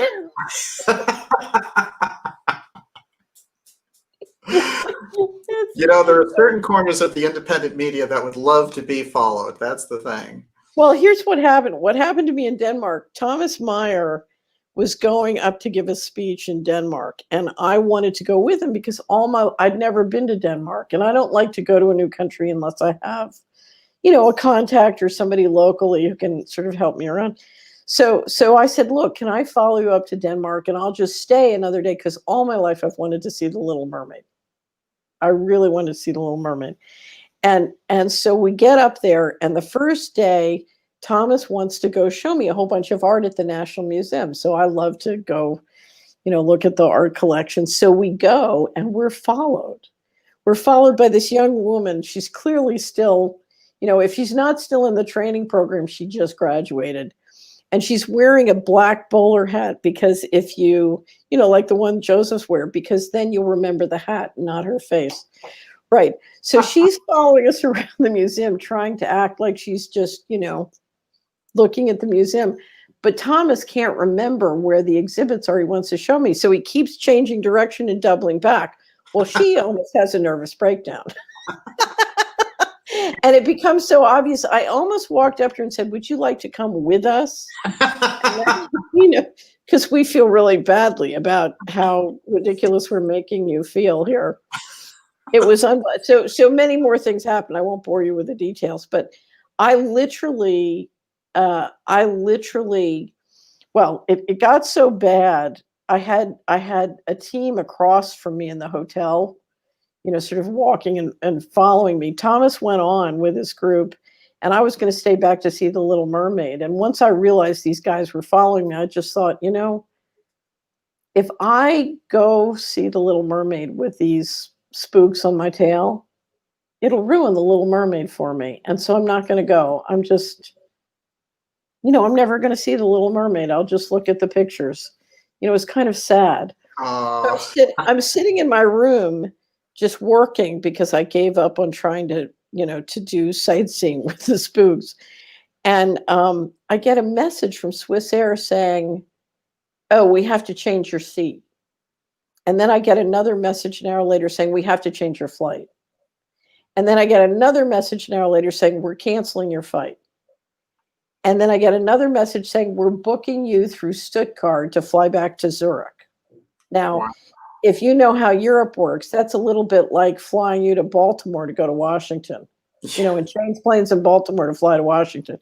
Yeah. So I looked at that. Now, Stuttgart is the head of NATO Europe. Yes. And I said, something? I'm not doing that. So I booked a ticket on KLM to take me to Geneva because I was going to Luzerne. And I just said, and it took weeks of food fighting with Swiss Air to get my money back.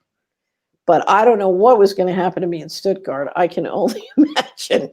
Wow. Anyway, and so I got, I got to Geneva and I said, the one thing I will never do is I will never go to Denmark again.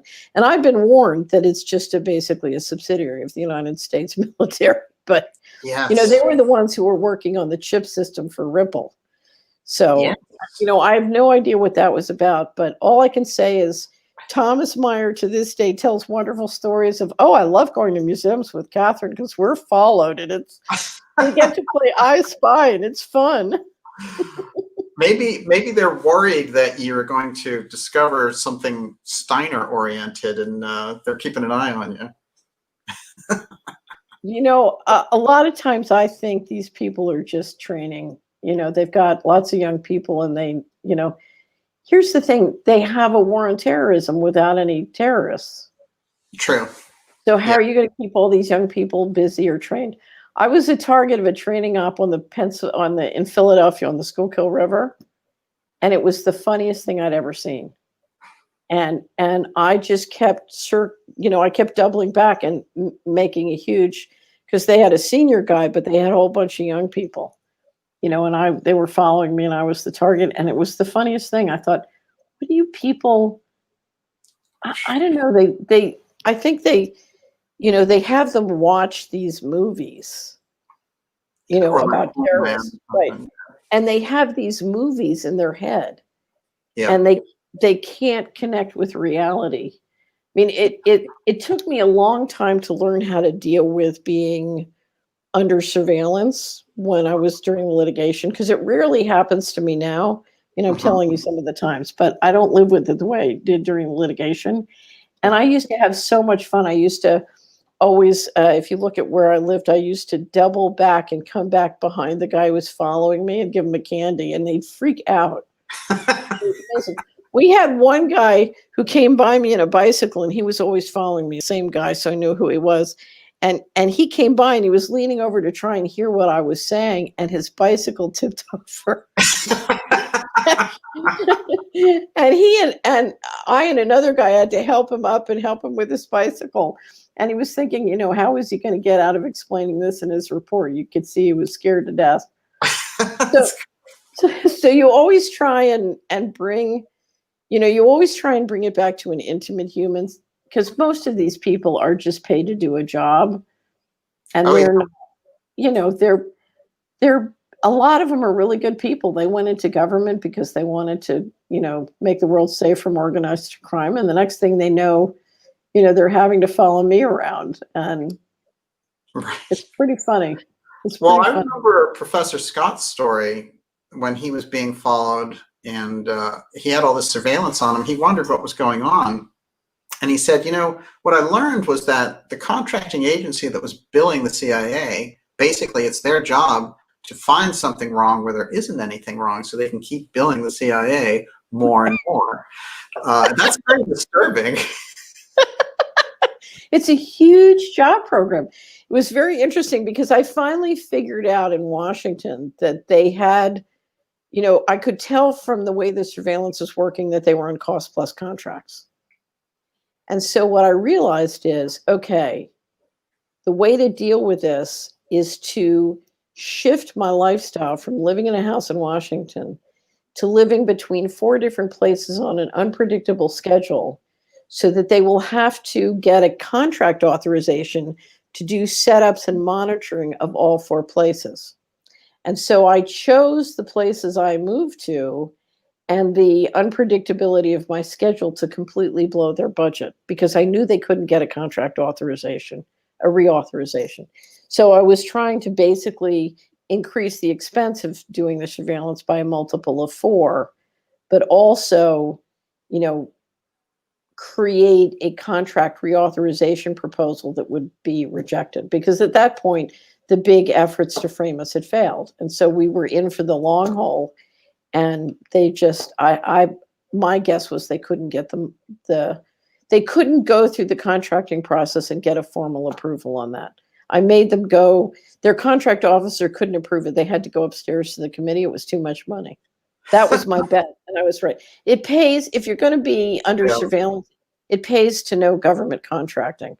Yes. That is fascinating, though. I guess we're going to round out the surveillance. This is a weird story, but I want you to tell it anyway, which is there's a certain point where someone was surveilling you where they disappeared. Oh God, that was amazing. You know, I have these moments where I keep saying it just keeps getting weirder, you know. And I've had a lot of weird things happen. So this is only one of many. Yes. But I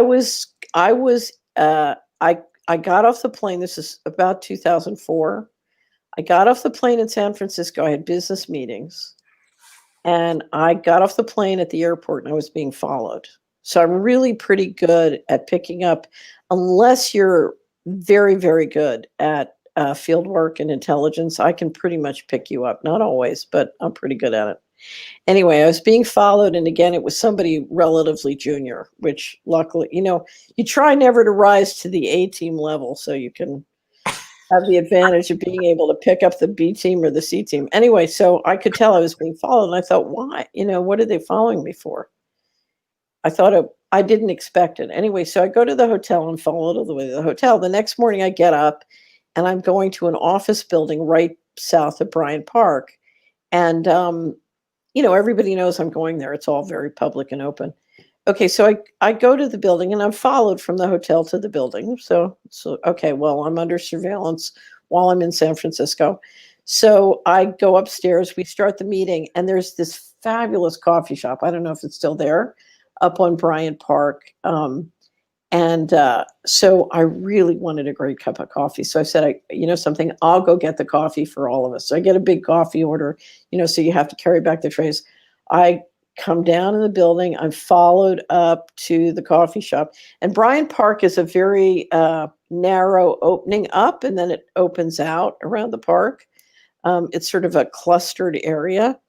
Anyway, so I get the coffee, and of course, the guy following me is now, he decides to walk in front of me. He doesn't have to wait for me to go. He knows where I'm going with my coffee trays. And he looks like a guy, he's a typical kind of stringer that you'll see the contractors use in a situation like this. He's real sort of agitated as though he has a drug problem. A lot of times they'll get these people hooked on drugs. Anyway, so he kind of looks like one of these stringers. And so he's right in front of me, and we walk down, we turn to go out, and he turns the corner, and then 2 seconds later I turn the corner and he's just gone. He's just completely gone. And there's no place he can go. There's not like an alley. There's no place he can go. He's just gone. So I called up a friend of mine who used to be very senior in the CIA, and I said, do you guys have invisible man technology? You can like touch your belt and disappear. And he said, yes. Now, Yeah. I don't trust him. So I never took that as a confirmed yes, because I don't know. But you know what's interesting about this story? And I don't think I've ever told you this, which is Jim Mars told me a story that was very similar. And Really? he said that, according to his research, he felt that they did have the ability to shield themselves completely from anyone looking at them. So, I know I've had experiences in my house in Hickory Valley and in Washington where clearly someone is using invisible, they are getting into the house with invisible man kind of technology. Yeah. So there's something like that going on. I don't begin to understand how it works. But that's not the only time that's the only time I saw somebody literally kind of disappear right before me. But I've had other invisible man experiences that are clearly. I think it's very interesting. I really do. Especially, they had this whole flap when Trump was talking about the F-35s and how they could actually disappear and you wouldn't see them. And they kept saying to him, oh, Trump's crazy. He's letting things out. And he kept saying it. And so there was a real huge pushback to get him to like shut up. And then there was concern in other nations, like, has he announced a new technology? Because Trump would be the kind of guy who would be like, I have invisible planes. And but this invisible technology, it's been talked about for a long time. Guys like Jim Keith, these types of people. John Keel talked about it in relation to the Men in Black. So I think it's kind of fascinating that you actually had an experience with it. I don't know. I just shook my head and said it just keeps getting weirder. Exactly. I do think we're dealing with fantastic technology, invisible technology, both for weaponry, for surveillance, for mind control, all this stuff. I mean, just what I personally experienced, it's amazing. Yes. It's really, really amazing. Incredible. Yeah. And we need to look at things from a whole different point of view to think about what happens when you have a club, a group who is operating with 60 years of hidden technology. You just don't know. Right. Exactly. Yeah. And you have that wonderful cartoon about Area 51. This guy is saying, oh, there's no such thing as flying saucers. And they're taking his wallet by like protecting themselves for the wall to grab it. Right. I mean, that really says it all. Right. Because if you say you don't care about it, what you need to understand, it's basically got a pipeline into your wallet and it's stealing you blind. Right. So you may not care what they're doing with the money, but you better care about the fact that they're stealing you blind. And one of the reasons they can steal you blind is they're building that kind of invisible technology that gives them the ability to do it. I think the theory that most people have is if they just pretend to be a member of the cult, please God, leave me alone.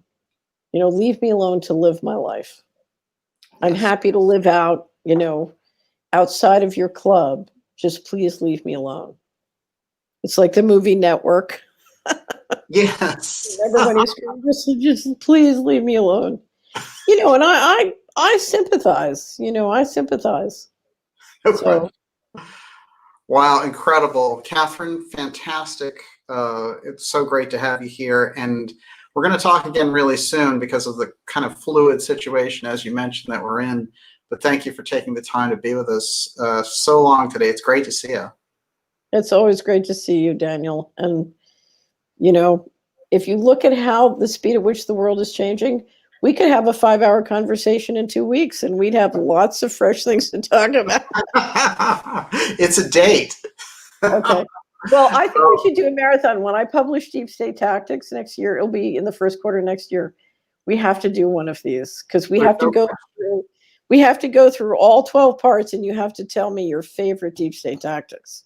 We have to do like the 10 most delicious Deep State Tactics. Okay. Yes. It's great to see you. Thank you so much. Okay. And Thank you, and thank you to your wonderful audience. Look at them. yes, Yeah. and they're so happy you're here, really. Solari.com is where everyone can go for the latest report and all the work that Catherine's doing. And Wow, look at this. Dear Catherine, they are pushing Operation Warp Speed right now on local radio, and the Fat Talk Show boys. Oh, wait, it went up there. I lost it. Claim they care about you, allowing it like your friend if your George is not my friend. Yeah, Operation Warp Speed, a really huge mistake. Wait, and the Fat Talk Show boys claim they care about you, are allowing it like your friend. All of your George is not mine friend. Not sure what that means. That's not interesting.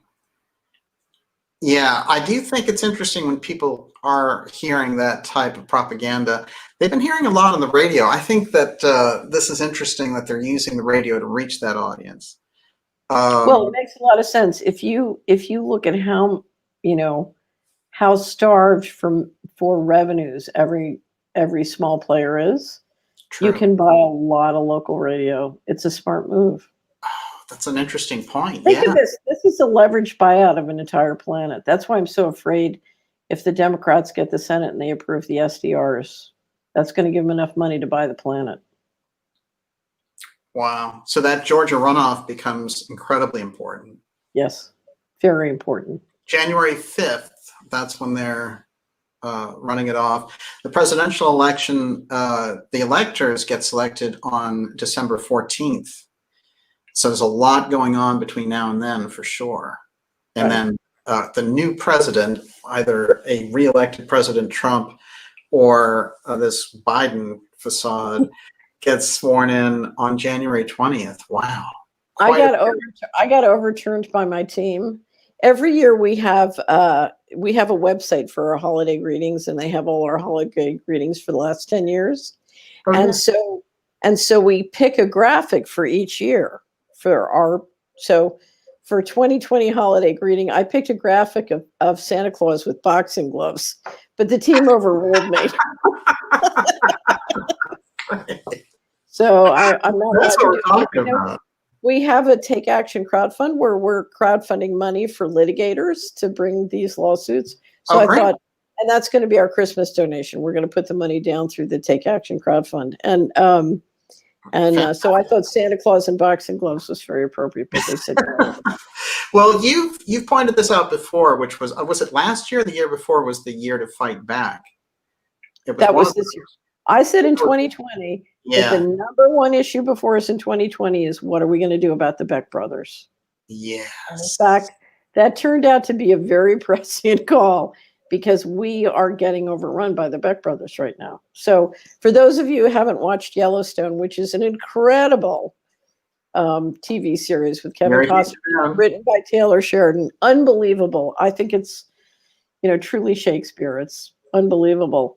I said this was going to be the year of how, that we can't run away from the Beck brothers forever. We got to turn and deal with the Beck brothers. And it was interesting. Some of my subscribers were very critical of me for recommending something that violent. And I said, do you live in America? Because a lot of us have been able to avoid the violence, and now we can't. The violence is going to come out from behind the closet. And, a lot of people who were offended at the violence of Yellowstone are now going to have to face with that violence coming out in their communities. So it's one of the reasons I do Yellowstone. You called it with the Kingsman technology. You'd seen them working it in those weird Wendy's fights. This all presaged all of the crazy violence that we've seen this year. So here's the terrible thing about my life. I really do understand my old partners. Yes. And you can always see them coming. You can see it coming. And I get so frustrated because I try and explain it and it's hard for other people to fathom. So absolutely. sometimes I feel like I read an article about this wonderful young. He had a very upscale profession. I forget what it was, but he's driving along in this BMW and he realizes the bridge, it's some Connecticut bridge, went down. And so he's able to stop his car. It's at dusk and he's trying to stop the other cars, but he's African American. He's like an African American yuppie with his BMW. And he's trying to stop the other cars from going down the highway because the bridge is out and they're going to shoot off and die. And none of them will stop. Oh my God. Right? Because it's after dark and he's a black guy. So he's trying to stop these people and then they're shooting off the cliff and crashing and dying. Oh my God. And he's so frustrated because he can't get them to stop. Wait, are you saying that's you? That's what it feels like. I mean, in 1998, when I realized they were pulling all the money out of the country, and it was really 2000 when I could believe it. But when I realized they had given up on the country and they were pulling out of the money, I knew if you do this, then all the retirement for the baby boomers is toast. Yes. Right. So you have to turn the aircraft carrier before you hit the iceberg, right? Right. So they were turning. And so I thought it was an emergency. And I kept trying to warn everybody, there's 3 trillion going missing. There's 4 trillion, on and on and on. When I met Skidmore, I'd gotten up to 12 trillion. He pulled us up to 21 trillion. And no, he doubled the state of play. And I kept warning people, and I'll never forget, I had a wonderful aunt who said, she said, well, dear, your issue is the missing money. My issue is peace, so I just don't care about the missing money. And I said, don't you realize that if they can steal, at that point it was 4 trillion. I said, if they can steal 4 trillion, they get to decide whether or not there's war or peace. Wow. My issue is your issue. It's the same issue. Deal with reality. That is fascinating. Right, but they were in an entertainment space. Right. We have issues and we go to marches and we do a social thing and, we care about our issue, and I don't know how to explain it. Yeah, it's coming in from that very progressive point of view, and it is, it's kind of a too simple of a relationship with the truth and with the issues that are going on. It feels good, it looks good, well, but it doesn't make a difference. Yeah, but it comes from a fundamental trust that the system will take care of you. If I play ball with the system and I don't mess with the third rail, I'll be taken care of. And what I was trying to warn everybody is, if we do what we're doing with the slave labor camps and the financial coup d'etat, they're doing this so they don't have to take care of us and the money's gone. Right. So you got to pay attention now. And so I'm trying to warn everybody, but they're just shooting off the cliff thinking, well, we can stay in the middle of the road. It's kind of like Noah. I mean, there's a correlation with Noah's story in the Bible also, which is... Right, except Noah believed that he could survive independent, and I don't believe that. I've never believed that I could survive independent of all of us. In other words, if you're going to change the central banking model, then you need a model for all of us, and what can be done to one can be done to all. So I never thought I had a chance. I knew I had to live alone because I would be isolated. They isolate you and you have to survive isolation. But I never believed that I could build an ark and take care of myself. It wouldn't work that way. Interesting. That's not a life worth living. I can't look in a child's eye without, I want to be able to look in a child's eye and know I did my best to help them have a future. So there's no away. There's no getting away. There's no away. This is planet-wide. It's all of us.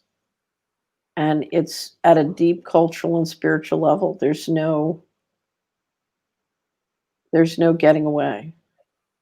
Right. I don't want to get away. I want to walk right into the middle of the center and say to Mr. Global, we need to turn this. How can I help? because your plan's not going to work. Can we turn around here? And so I want to walk right into the center and Yes. right. Catherine, that is profound when you think about it, because so many people are trying to run in some sense. But the thing is, it's coming for everyone. So there's no way around it, because RFK Jr. actually explained it to me. He said, we used to be able to run for the hills. You can't do that anymore because of the satellites. I mean, right. There's no place. That's a very simple equation. It's a global plan. What we're dealing with is global. Yeah. I used to have to fight all this time in the litigation. I can't tell you how many people would try and persuade me I had to run away to Panama. And I used to say to them, are you kidding? If you think the Bushies can kill me here, do you know what they can do to me in Panama? Whoa. Yes. Well, I've known so many people who tried to get away. Yeah. And they go someplace and it's infinitely worse. So I had one ally who left Wisconsin, moved to Costa Rica to get away. In their jungle paradise, they had a home invasion and almost died. Wow. Well, but if you move to a place where you're a stranger and you don't know the locals and you don't know the state of play, so you have to really be careful, because the grass is always greener on the other side. Now, I'm not saying there aren't places better than others. If you just look within the states, there are states that have managed themselves very responsibly, and they have pretty good state government and freedom state. We call them freedom states. Right. And they have cultures that are more supportive of freedom. But you have right. So that's a perfect example. Yes. So you have a real infrastructure for self-reliance that supports the independent producer in South Dakota. And South Dakota is one of the most financially, if you look at the Truth in Accounting report on state and local governments this year, it's the same players at the top. It's the people who manage themselves very responsibly on a financial basis that are in the strongest position to restrict or resist, because that's, it's the creditors who put a lot of the pressure to get these kinds of agendas done. So well, it's amazing, and I posted this on Twitter, that the Minnesota governor went up there and he said, eating and drinking spreads COVID. That's why I'm shutting down Thanksgiving. It was the dumbest thing I've ever heard in my life. And it was so dumb, I thought to myself, this guy is the governor of Minnesota. I mean, it's such an asinine remark, and he didn't take it back or anything. So here's what happened. This guy made a deal. And we don't know why he made a deal. He made a deal because the state was threatened. He made a deal because Mr. Global said, if you don't do it, I'm going to turn on, the pathogens, the spraying, the EMF, and kill 10,000 people. Right. So it could have been a control file. It could have been, I'll turn on the pathogens. If you don't pretend 10,000 people are dead, I'll kill 10,000 people. Because I believe they can turn it on and off. I'll be blunt. So it could have been they threatened to kill his kid. There are many different fact patterns, positive and negative, as to why he did what he did. But then he's got to go out in public and justify something that makes no sense. Wow. Right. And what are you going to do? My favorite one I can't wait for you to see the second quarter wrap up, the injection fraud. It's so fun. I don't want to give it away, so I'm just going to send you we'll mail it to you in about 2 or 3 weeks, and you'll see. Yes. Then we'll go through it. But Tucker Carlson had the governor of New Jersey. Yes. And Tucker Carlson has really been doing, I think, a remarkably good job. He's the only person in corporate media that I, pay any attention to, because I think he's very astute and he knows what he's doing. Anyway, he gets the governor of New Jersey on, and he starts to squeeze him about the fact that liquor stores are essential, but churches are not. Right. Not to mention the Constitution. Okay. And he keeps squeezing, and the governor answers his question, and he says, that doesn't make any sense. And then he pushes, and then the governor is just like worse. And he pushes again, and he won't let up. He just keeps going after the guy again and again and again. And the governor just falls apart. He can't come up with a rational reason why they're shutting down, the churches, but liquor stores are essential. It's unbelievable. I remember it. And at the end, the guy says, I wasn't thinking about the Constitution. Right. That's kind of a problem. At last, we have an honest answer. Exactly. It's unbelievable. It is. And these Democratic governors working together, Gretchen Whitmer, Gavin Newsom, I mean, these are some of the worst people in those positions, and the positions that they're taking. In Gretchen Whitmer's case, she banned buying seeds. My favorite one is the courts ruled against her. Yes. And she came out and said, oh, well, we're going to ignore the courts and do this, this, and this. And we had the Catherine Henry as one of the attorneys who filed an amicus brief with the Michigan Supreme Court case, and she got on. It's a public Solari report, so everybody can listen to it. And the court basically said, no, you can't do it. No, the Supreme Court, the Michigan Supreme Court. And then she comes out and says, oh, well, we're going to do it anyway. And you think, this is a woman who clearly wants a cabinet position in the Biden administration. You're right. Oh, my God. So here's my question. What do you think the chances are she's been Neuralinked already? Well, go back to the Kingsman. Remember the Kingsman? I forget if it was the first one or second one. Yes. If you were a government leader and you didn't do what you told, they just explode the chip in your head. It's like a walking grenade, and they just explode your head. Right. So. Excellent point. Yes. There is some, we know pressure, but there is some kind of like shadow mechanism in this pressure. It could be blackmail, of course, the control files. We've talked about that. But the idiocy that these people will attach themselves to, Newsom is a great example of this, saying some of the stupidest things I've ever heard an elected official say. Charlie Baker here is just as bad, but it is bizarre. Especially, so, I think this is part of the cult thing, which is, part of the cult training is to get the cult members to go along and be obedient to irrational orders that constantly change and contradict each other. Yeah. And I think part of what Newsom is doing, and I don't really pay much attention to him or watch him, but I think it reflects a understanding that his role is to, basically indoctrinate the population to the cult. And he's playing an acting role. He's the puppy trainer. Right. And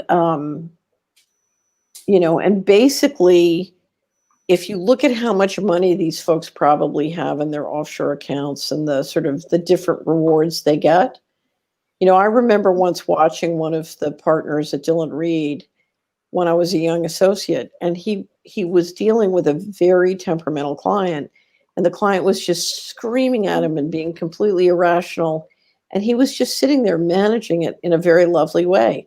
And I thought, how does he do it? And then he'd asked me to drop something on his desk. I went in, and he'd left his W-2 form that indicated he'd been paid more than $1 million the prior year. And I said, oh, that's how he did it. He was sitting there thinking, can you believe somebody would pay me $1 million a year just to listen to this bozo?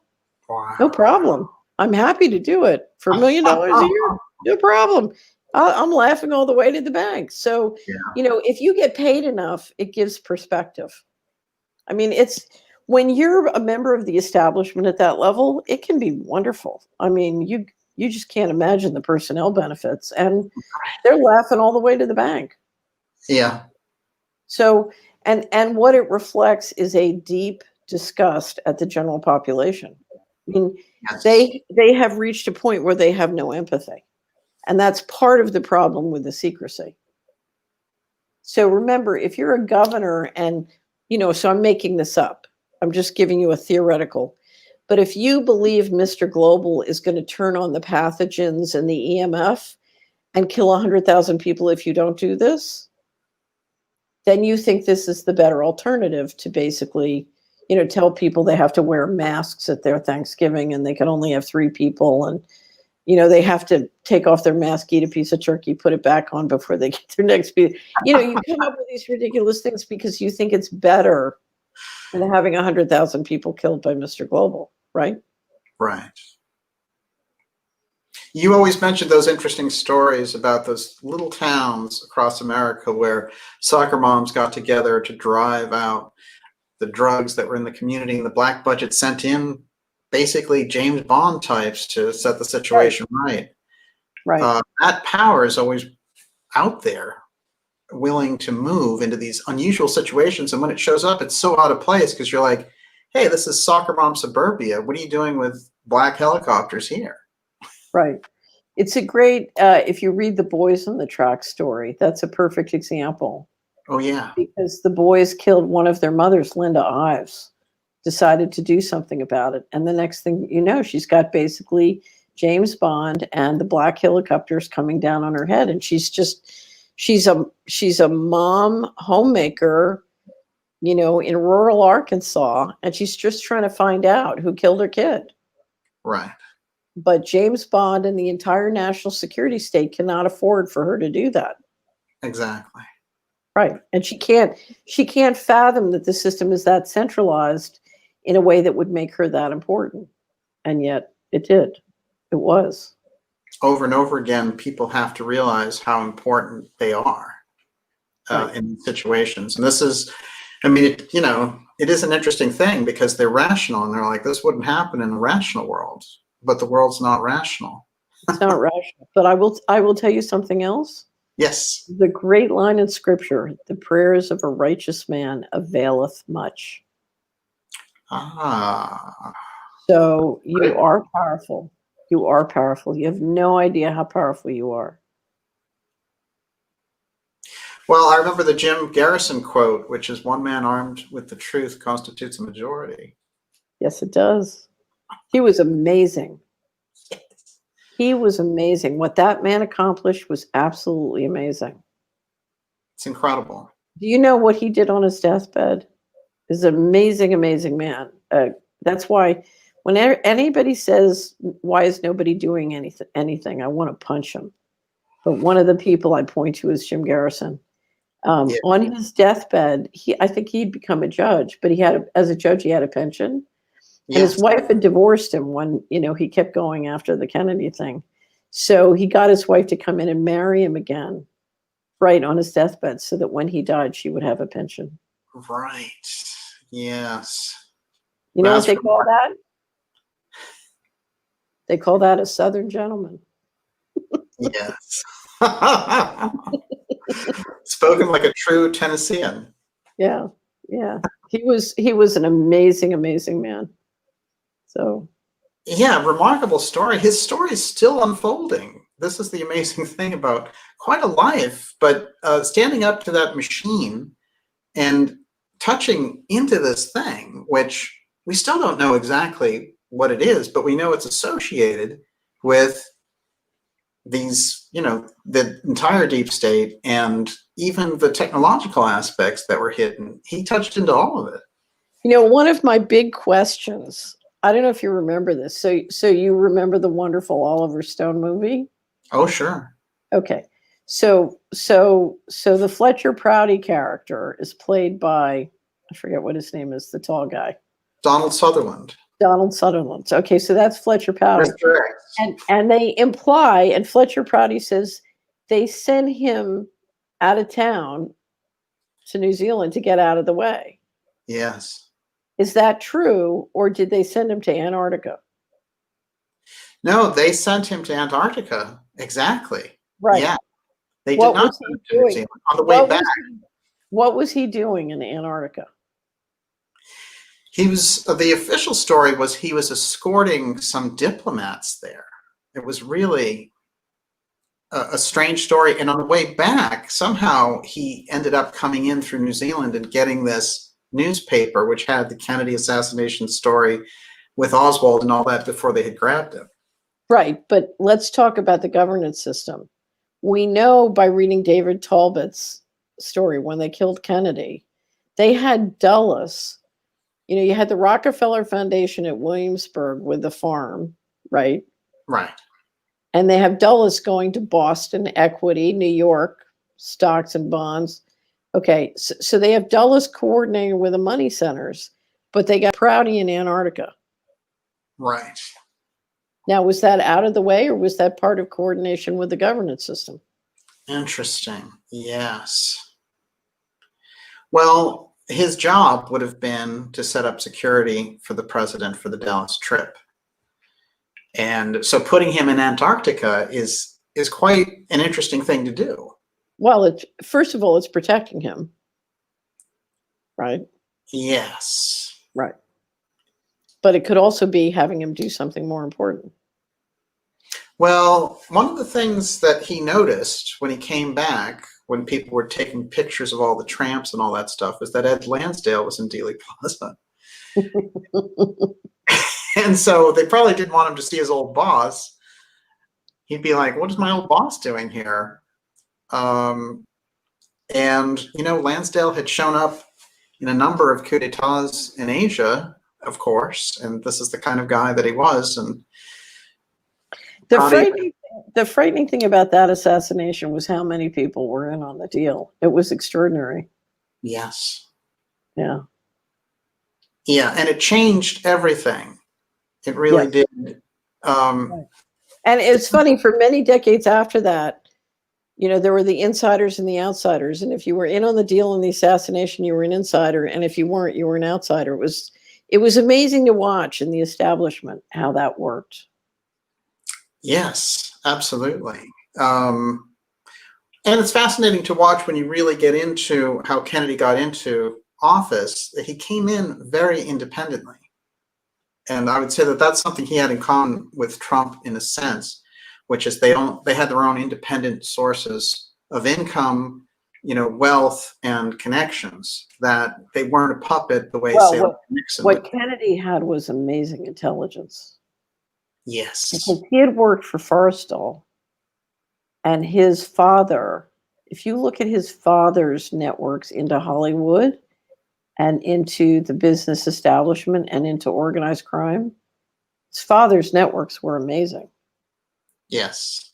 So what Kennedy had between Forrestal and his father was enormous intelligence. Absolutely. Right. He had the background, and Forrestal, as defense secretary, it's interesting because Forrestal took him to post-war Berlin after the war. Right. They're escorting him around and saying, take a look at these ruins of Berlin.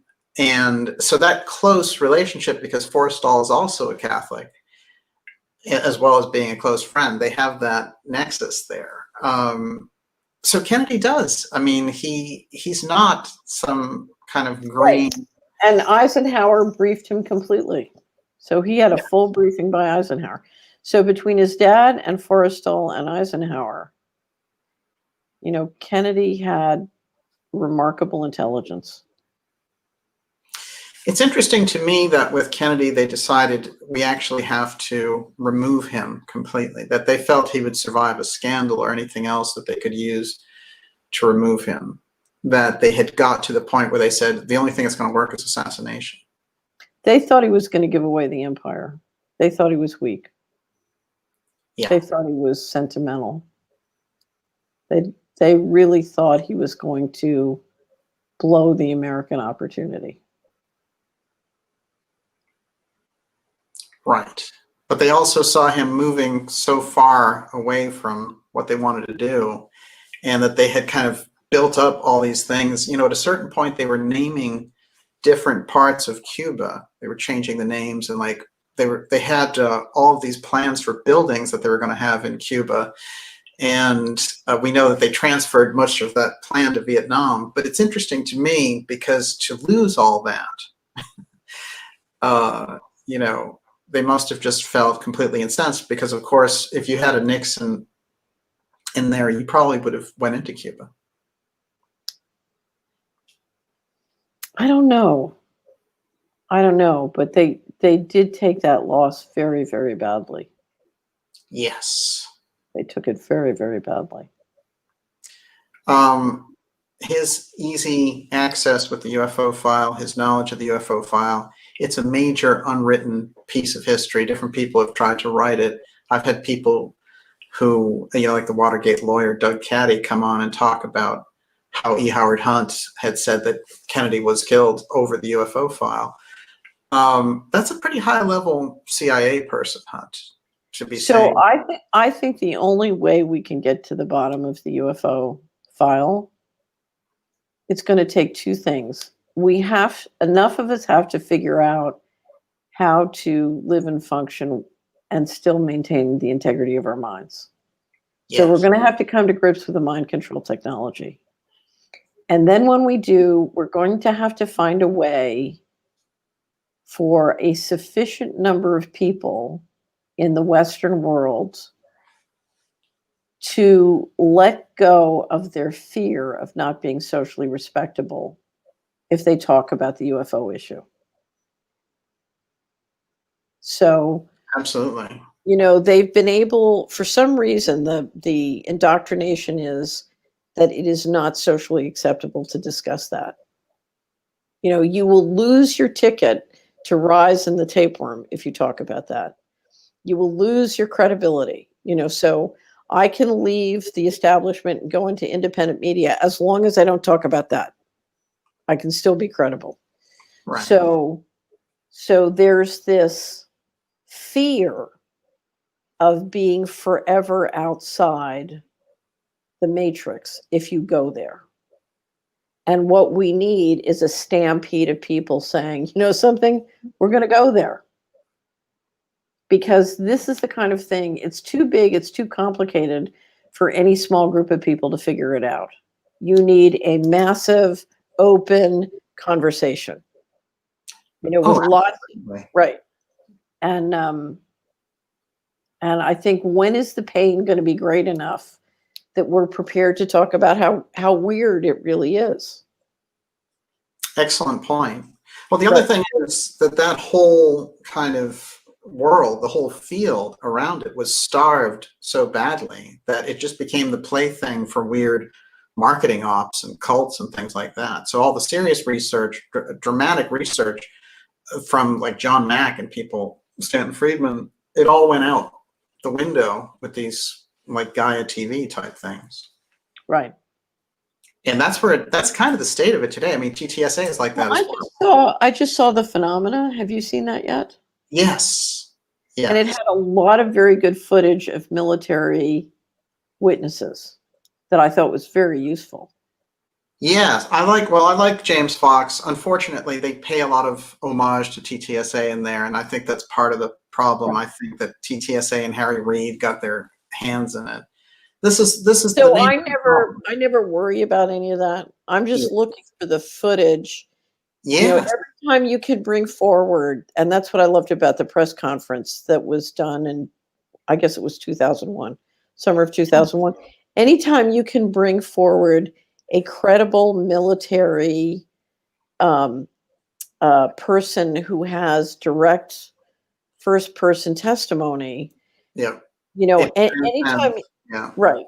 I just find that testimony to be invaluable, and the more you can bring forward, and so anytime a documentary brings more of it forward, I find it very useful. Definitely. I give him a lot of credit for putting it together, and he did all the documentaries on the Phoenix Lights and stuff. He's really good at his work. I just feel like it's interesting that when you get these good things, everything now, the whole Tom DeLonge circus thing has to get on board with it. It jumps in there, and so you can't go into. Are you ready for this? Yes. The New York Times affirmed their credibility, right? And we know how much we can trust the New York Times. I knew I was going to be happy in Hickory Valley. I got there, and the first month, the whole congregation was together for a business meeting at the Hickory Valley Baptist Church. And somebody said, "How do you know that?" And the woman said, "Oh, it was in the New York Times." And the whole congregation broke out laughing at the idea that somehow that would make it true. It's like, the New York Times, you must be kidding. They all cracked up laughing. So, the South knows. The South. No question. No question. Okay, so it's 11:24. I haven't had dinner yet. I still have a commentary to write. So we've been on now. We were saying goodbye an hour ago, but we've been on since 6. So that's 5 hours and 25 minutes. So I think that's a world record. Yes. Catherine, that's what we call a real hardcore Catherine session. Great to see you. It's great to see you. I will send you the injection fraud. Yes. And I'm dying to tell you about one part of it, but I'll wait until you get it. And then we should jump back on. Okay? I can't wait. Fantastic. Everyone's so happy to see you here.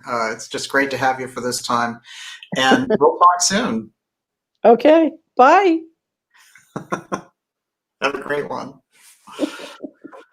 Unbelievable. Everyone, Catherine Austin Fitts, blowing us all away. Now, Catherine's in the Netherlands right now, so we talked and we did a whole kind of 1-hour interview, and she said, I'd like to go live. It's too bad we couldn't go live. It's too bad about the time difference. And I said, you know what? Let's go live right now. And it was completely off the cuff. We were so lucky that Dimensions and Beyond was out there to manage the chat. Thank you, Carly. You did a great job. And, Catherine had a lot to impart to us, and today was the time, and she really took us through that whole process.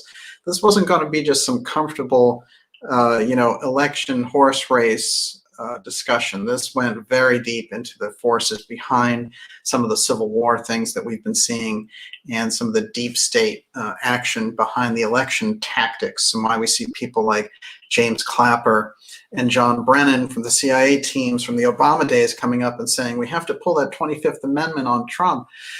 This is the nature of the problem that we've been seeing out there, which is there's a huge battle beneath the surface, and you're not getting it in the mainstream media because all they care about is trying to push an election result before all the votes were counted. And they wanted to make sure it came out their way. And, who knows, they may get their way on that. But they're not going to get it without a whole lot of transparency, and that's what we're about here. But I have to say, with Catherine's work, whether I go all the way back to, because I've known Catherine for years, and when I think of just how ahead of the curve that she's been, she did a space report in the fall of 2005, of 15, I'm sorry, 2015 was the year, and it was Let's Go the Space Economy. This thing is like incredible in terms of predicting things and the trends that were coming. And this is just how it works with Catherine, because she collects that information. She's been in government, she's been in finance. She understands those worlds. She understands how those power circles work, having worked for both Bush and Clinton. And it's that kind of snapshot, that insight into reality. I think it was described as, it's hard to see things on the battlefield, and once in a while there's a big explosion and you can see the whole field just for a second and it goes dark again. So that's those Solari reports. And I always say that I'm a graduate from Solari University because I've learned so much from this incredible thread that Catherine has done. And it's not just financial. I mean, it is psychospiritual, it is geopolitical, and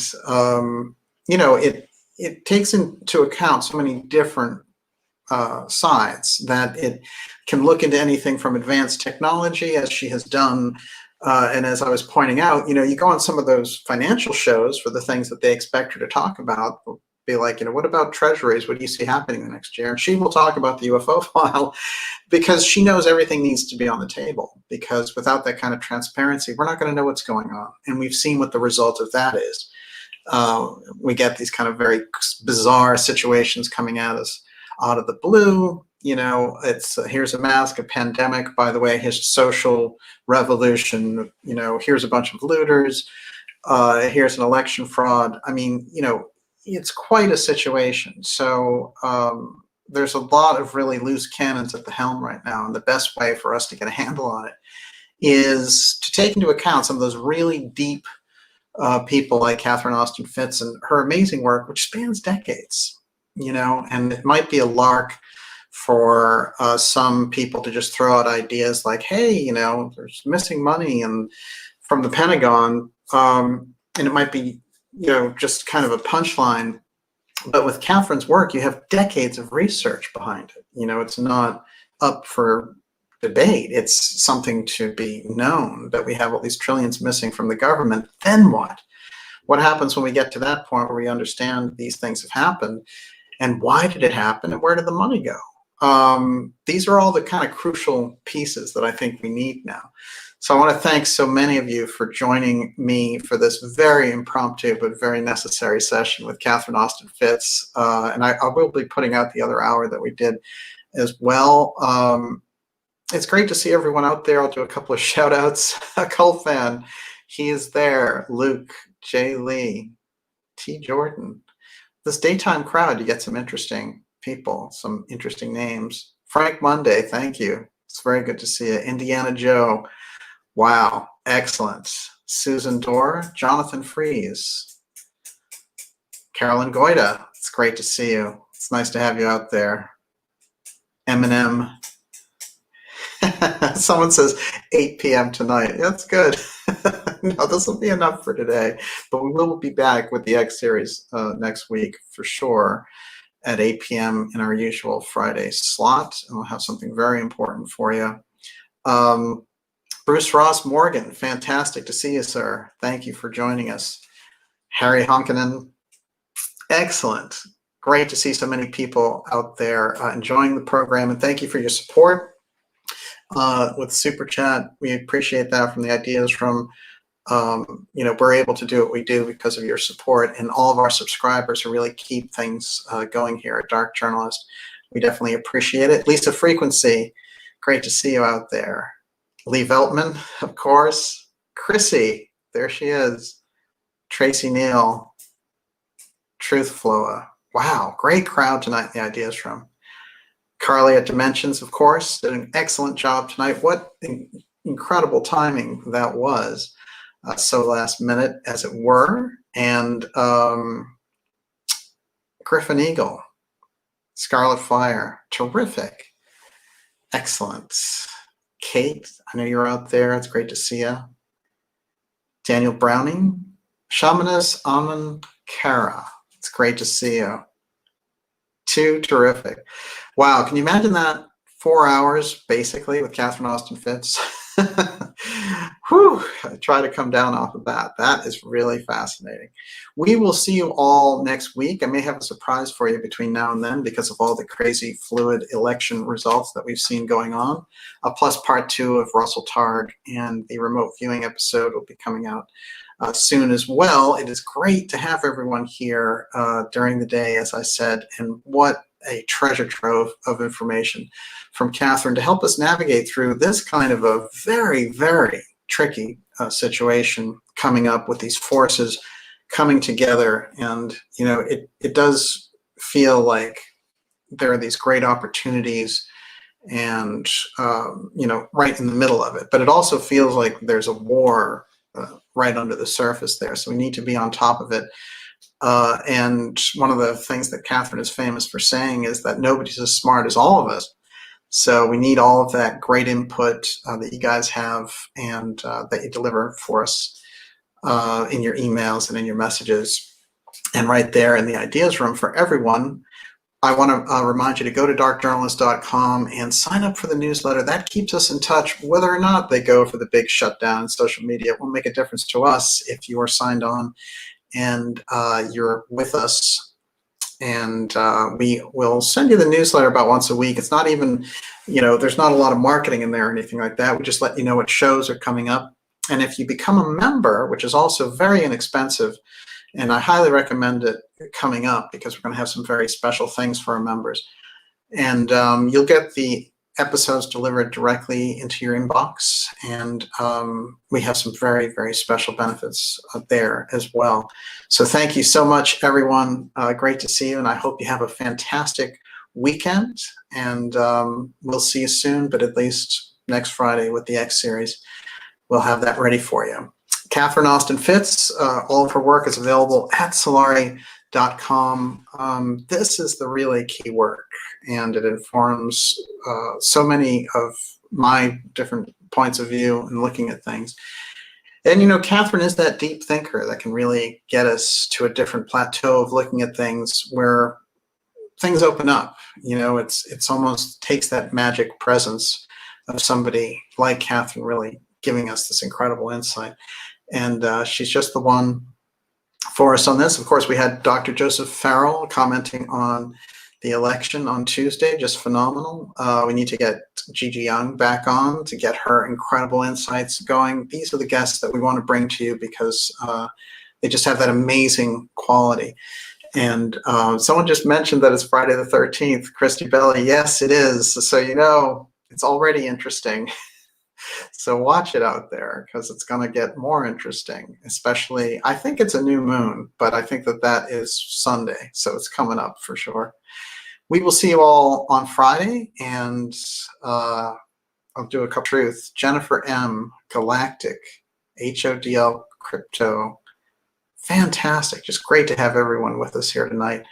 We will see you all next week and have a fantastic weekend.